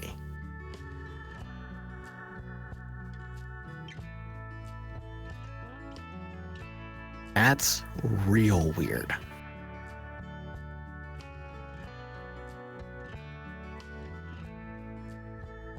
As you are also poking around, when you're kind of coming to this conclusion, something else kind of clicks together for you, that there is a lot of debris inside all of these parts and pieces, all of this cyber tech. And not just like normal wear and tear. I'm out in the desert and there's a bunch of sand in my actuator joints. There is a variety of geological material embedded inside 75% of what you look at.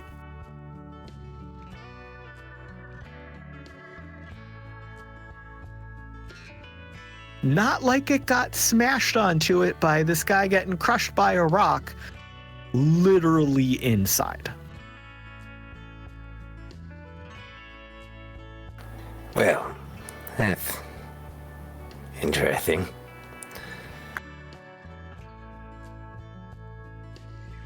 And with the time it took you to do all of that investigation and thought process, Galen and B have returned with a wide variety of caffeinated beverages and some snacks. B absolutely kicked that door open and loudly exclaimed, "Coffee!" Paperboy fell off his chair. Ha. Sorry, PB.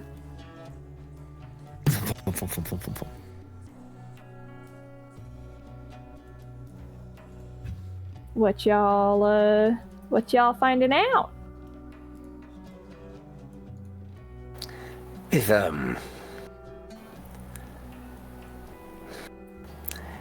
This thing. There's a lot more to it than what we were presented, I think. Like a lot. how exactly that's true, I still have to think about for a little while. Okay. So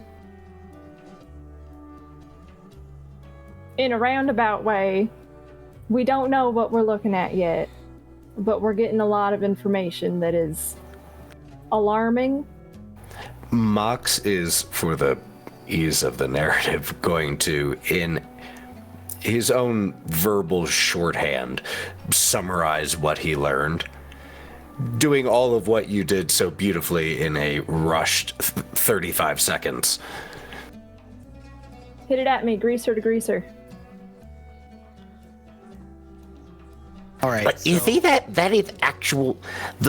There is rock in here, not just on it, not just embedded in it, part of it. Rocks? Okay. What kind of rocks? I mean, I don't know exactly. I mean, the fucking rocks. I mean, it's weird, that's all. I'm not. Here. Okay. Bee's gonna go over and, like, poke the rock, scratch the rock with their fingernail. They're gonna, like, bend real close to the body, think about licking the rock, and be like, never mind. Okay, we can have these analyzed, right? We can see where this rock comes from. They still have quarries and stuff. As you say that, Paperboy, who is like shoving pastry into his mouth, and at the same time that he's drinking a cold brew, like straight shot, he's like, Hicks already did that. Okay, can we do it again without Hicks? I've just twice to swallow. I mean, I have this file. All of the file? Yeah, you put it in my system. Boop, boop, boop. And he hits a button. So and what pulls up on a screen is what Hicks was showing you before that you had like borrowed a picture of, but it's the entire file, like just literally and legitimately there for you to scroll through. Bee's gonna ruffle PB's hair or like pat PB on the head, like, good PB, thank you. Okay. Flash a thumbs up at Drall, like, it's a good one, all right. And then make this file as big as possible so that we can kind of gather around it and see what the hell. Okay, so with this file displayed, you can see, again, going back, what Hicks told you and showed you is displayed right there. There was no subterfuge or deception. He was literally showing you this file. He just didn't show you all of it. Nothing has been altered. Scrolling away from kind of the basic overview, that surface level scan, there's like a sub file that has a catalog of all of the cyber tech that has been crammed into this body. It's real long. There is another file that shows an analysis of the geological material. You can scroll through that.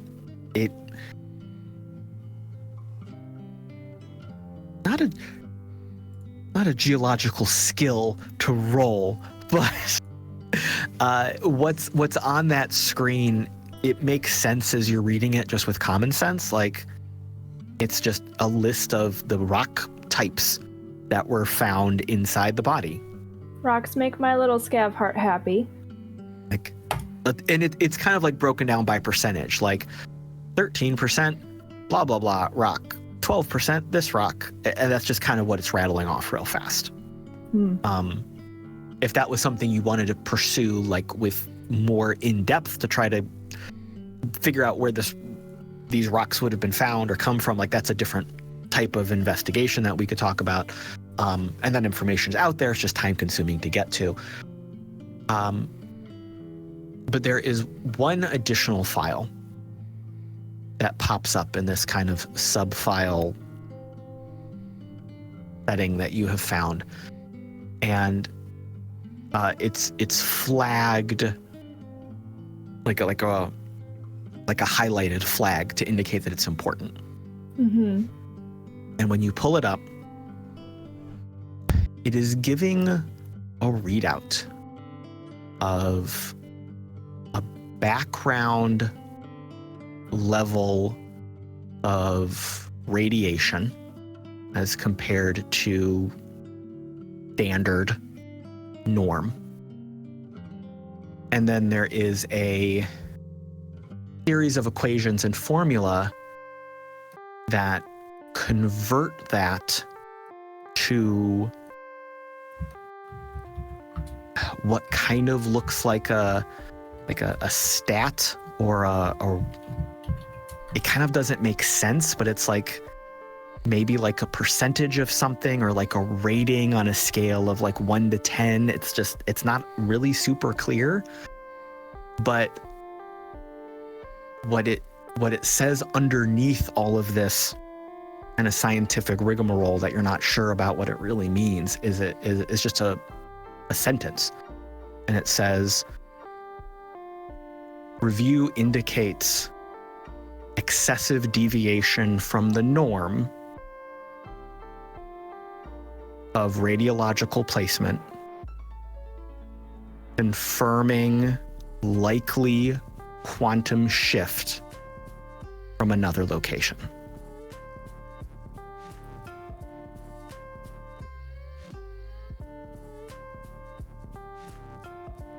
Y'all are reading this, right? Y'all are reading this the same thing that I am? I have no idea what it means.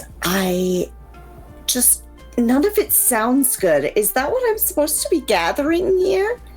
Does this, I'm looking at Dog. Does this mean aliens? Well, it could, but it could also mean time travel or just using quantum physics. Like, I only know the basics of quantum physics, but I do know that it makes it so that we can have like light speed data transfer capacity. If we ever figured out how to do that with humanoids, I'm not sure if that was ever put in the history books before everything, melted down. So, wait a minute, you're suggesting time travel? Or teleportation, or portals, or who the hell knows? Maybe it's aliens. Could be interdimensional Bigfoot at this point. I don't know. Sounds like we still have a lot of questions to answer then. Do we have... Hold on. Man, this is the worst time for Ferdy to be gone. Yeah. Do any of us have contacts from previous lives that might be able to help us out with this? PB, you're included in this too if you know somebody that we don't. As long as it's not Hicks.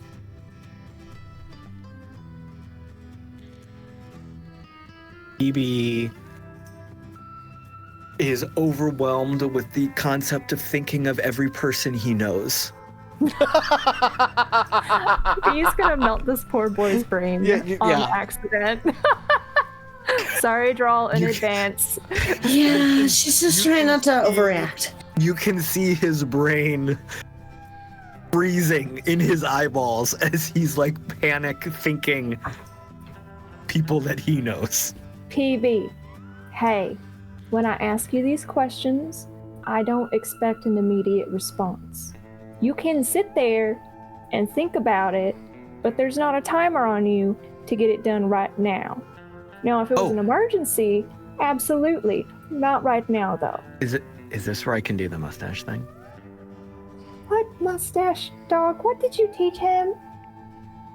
Mox, were you in on this too? No. This one is not on me. All right? No. I get blamed for enough things rightfully. He's doing it with one hand. He's pointing at Dog like, look at me, look at.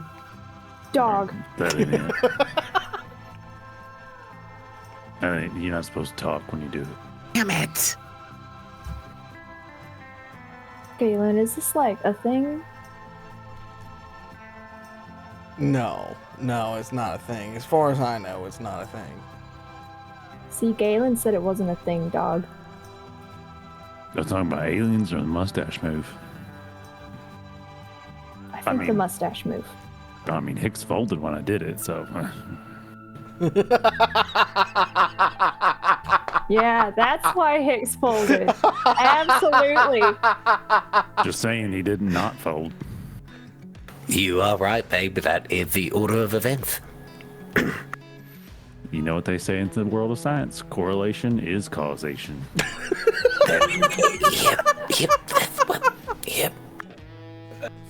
Yep. He's like, what? I don't. Nope. Yep. That's what they. Yep. Nope. Yeah. As an engineer, that's it. He's got a card. I've got a card. He can prove it. Engineer approved. I don't like that.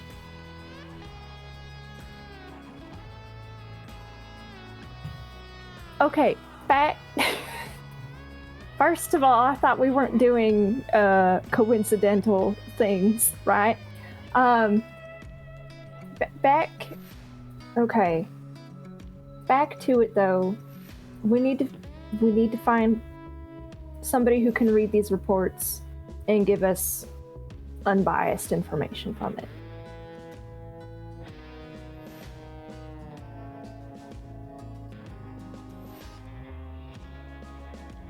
Who could you possibly call?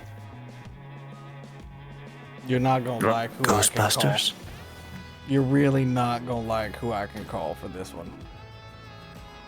Dog looks around and shrugs and says, I'm standing right here. What are you gonna do? Flatten your mustache at the data? I mean, Galen just kind of looks at Dog. He's like, would you care to share with the rest of the class then?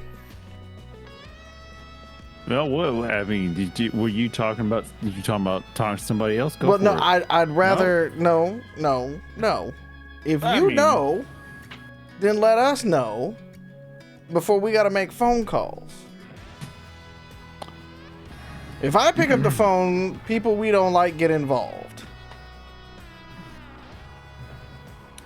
Dog's a little flustered, being like somebody calling his bluff on it.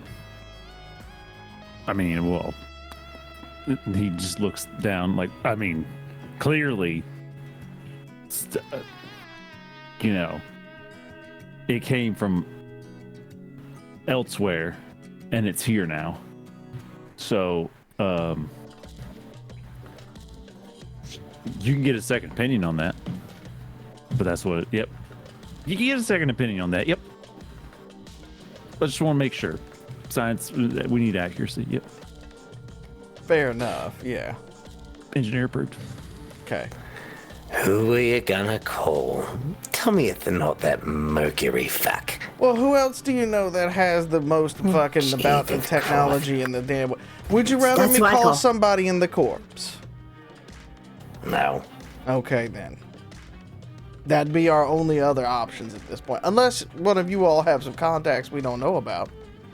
But right now we're missing Ferdy on some sort of Black Ops sweet thing that she's doing. We have an operations center that most of us did not know existed until, yesterday. And we've got something that apparently teleported in. And sabotaged the city. And Exactly then what died. happened. Yep. So how many more of those things can teleport in? This is like some Star Trek shit where they just beam And into the problem. how big an energy source could they take out? Right. And how? And do they need that energy source for the quantum use? Most quantum computers that Rob's use and things like that do require a lot of energy. Dogs. elbowing quickly, rapidly, softly elbowing Mox. Energy source.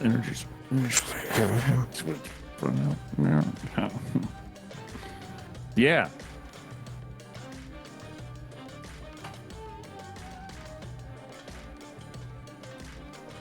I'm at a Well, it sounds loss like at the we can moment. Make a phone call.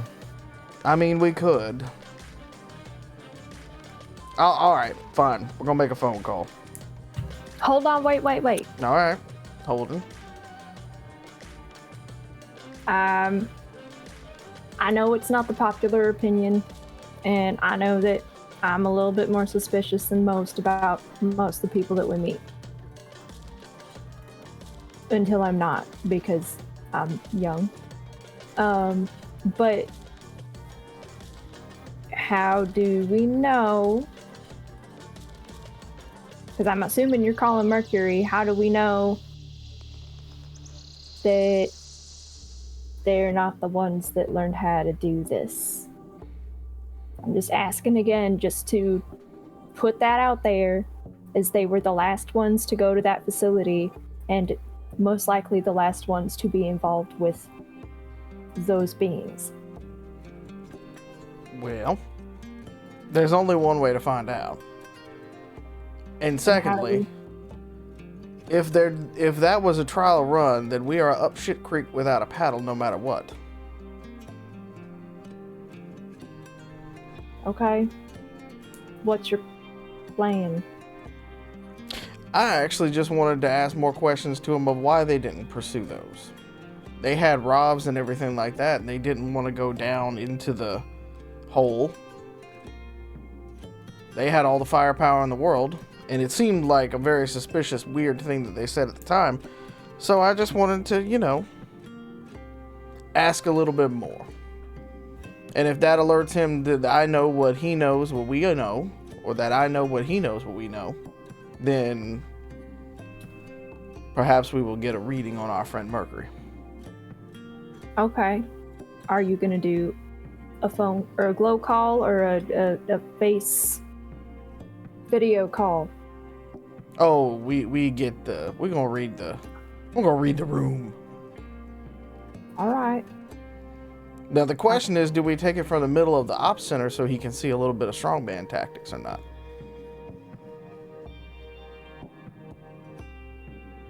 Galen looks over at Drall for that.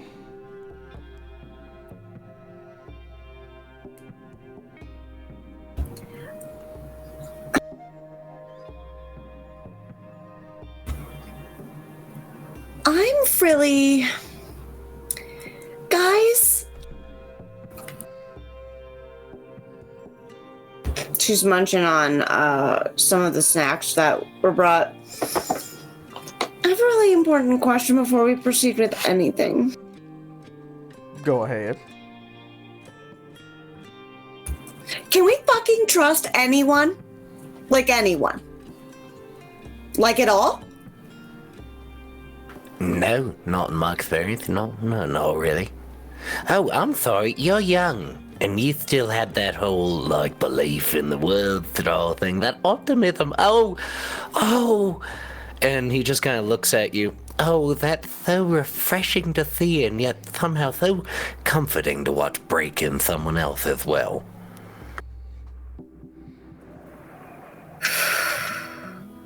I'm sorry, now that we've answered that little mental breakdown that I had. What was your question? I have half a mind to do this like it's the bridge of the Star Trek Enterprise, where you can see the power behind us in the operations center. And that way there's more witnesses to the whole thing of Freddie Mercury and stuff like that as well. But we could keep this a little bit more discreet and keep it here in this little conference room if we don't want to tip our hand to anything. But, just a thought. If we wanted to play hardball with them. Well, at this point,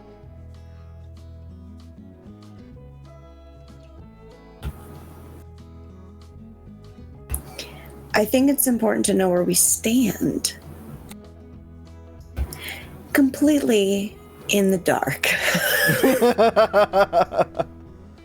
let's keep it on the low then. I would think on the low, gather information, and then prepare. Go into that.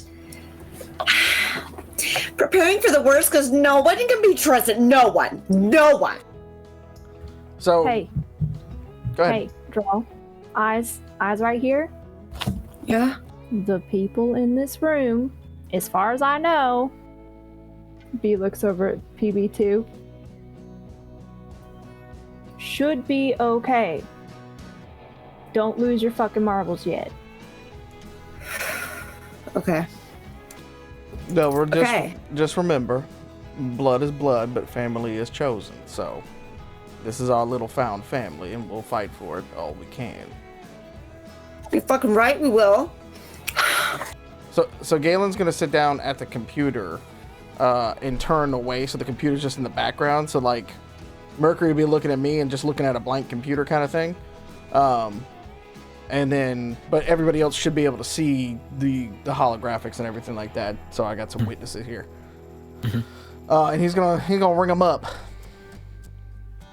And as the phone rings, we will end episode 20.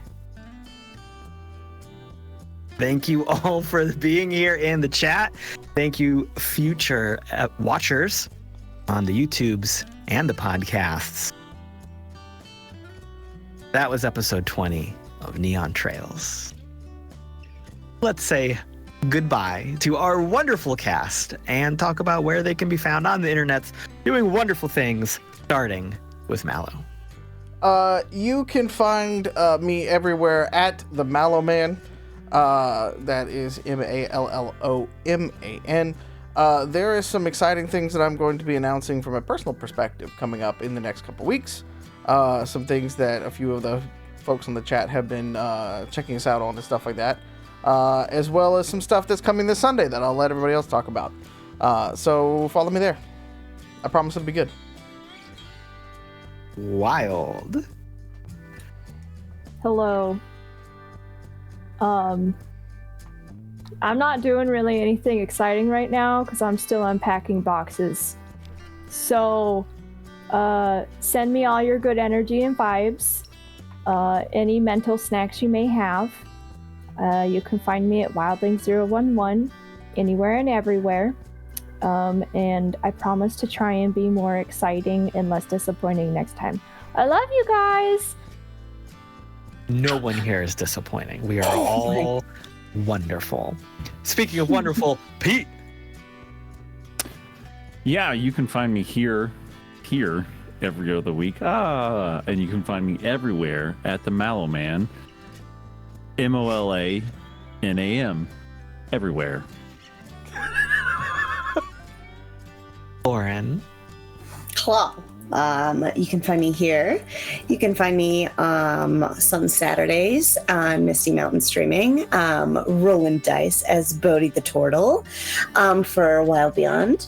The Witchlight Carnival is amazing. That is an awesome world. Anyway, and we're playing other things over on Thousand Faces TTRPG. I'm also on Thousand Faces Cosplay. So just, I mean, in general, I'm kind of like everywhere. Sometimes right behind you. Ethan, bring us home. Hello, and in addition to that Wild Beyond stream on Misty Mountain Streaming on Saturday that Lauren mentioned, as Mallo alluded to, Lauren, Mallo are going to be playing in the second of a Daggerheart playtest, where we are now playing at level 2 over on Thousand Faces TTRPG on Sunday. Super excited for that. So you can find me here, Misty Mountain, Thousand Faces TTRPG. Thanks for being here, friends.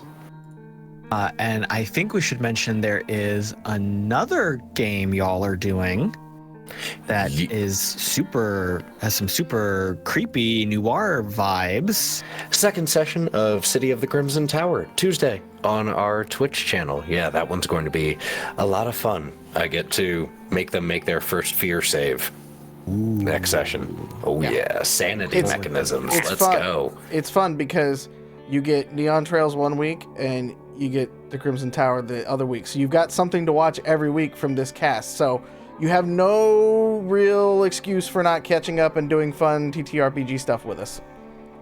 TTRPG Tuesdays. Yes. And I am on your socials at the Caleb G. You can find me right here for all things Identico, here and there with Farm to Fable, and taking up a lot of space in the archives of the RPG Academy. That is it for today's game. Thank you all for playing along and watching this story unfold. We'll see you next time. Same cyber place, same cyber station. Please take care of yourself, drink some water, take your meds, eat some food, have a treat, go outside, do something nice for yourself because you deserve it. Take care of yourself. We love you, and we will see you next time. Mwah.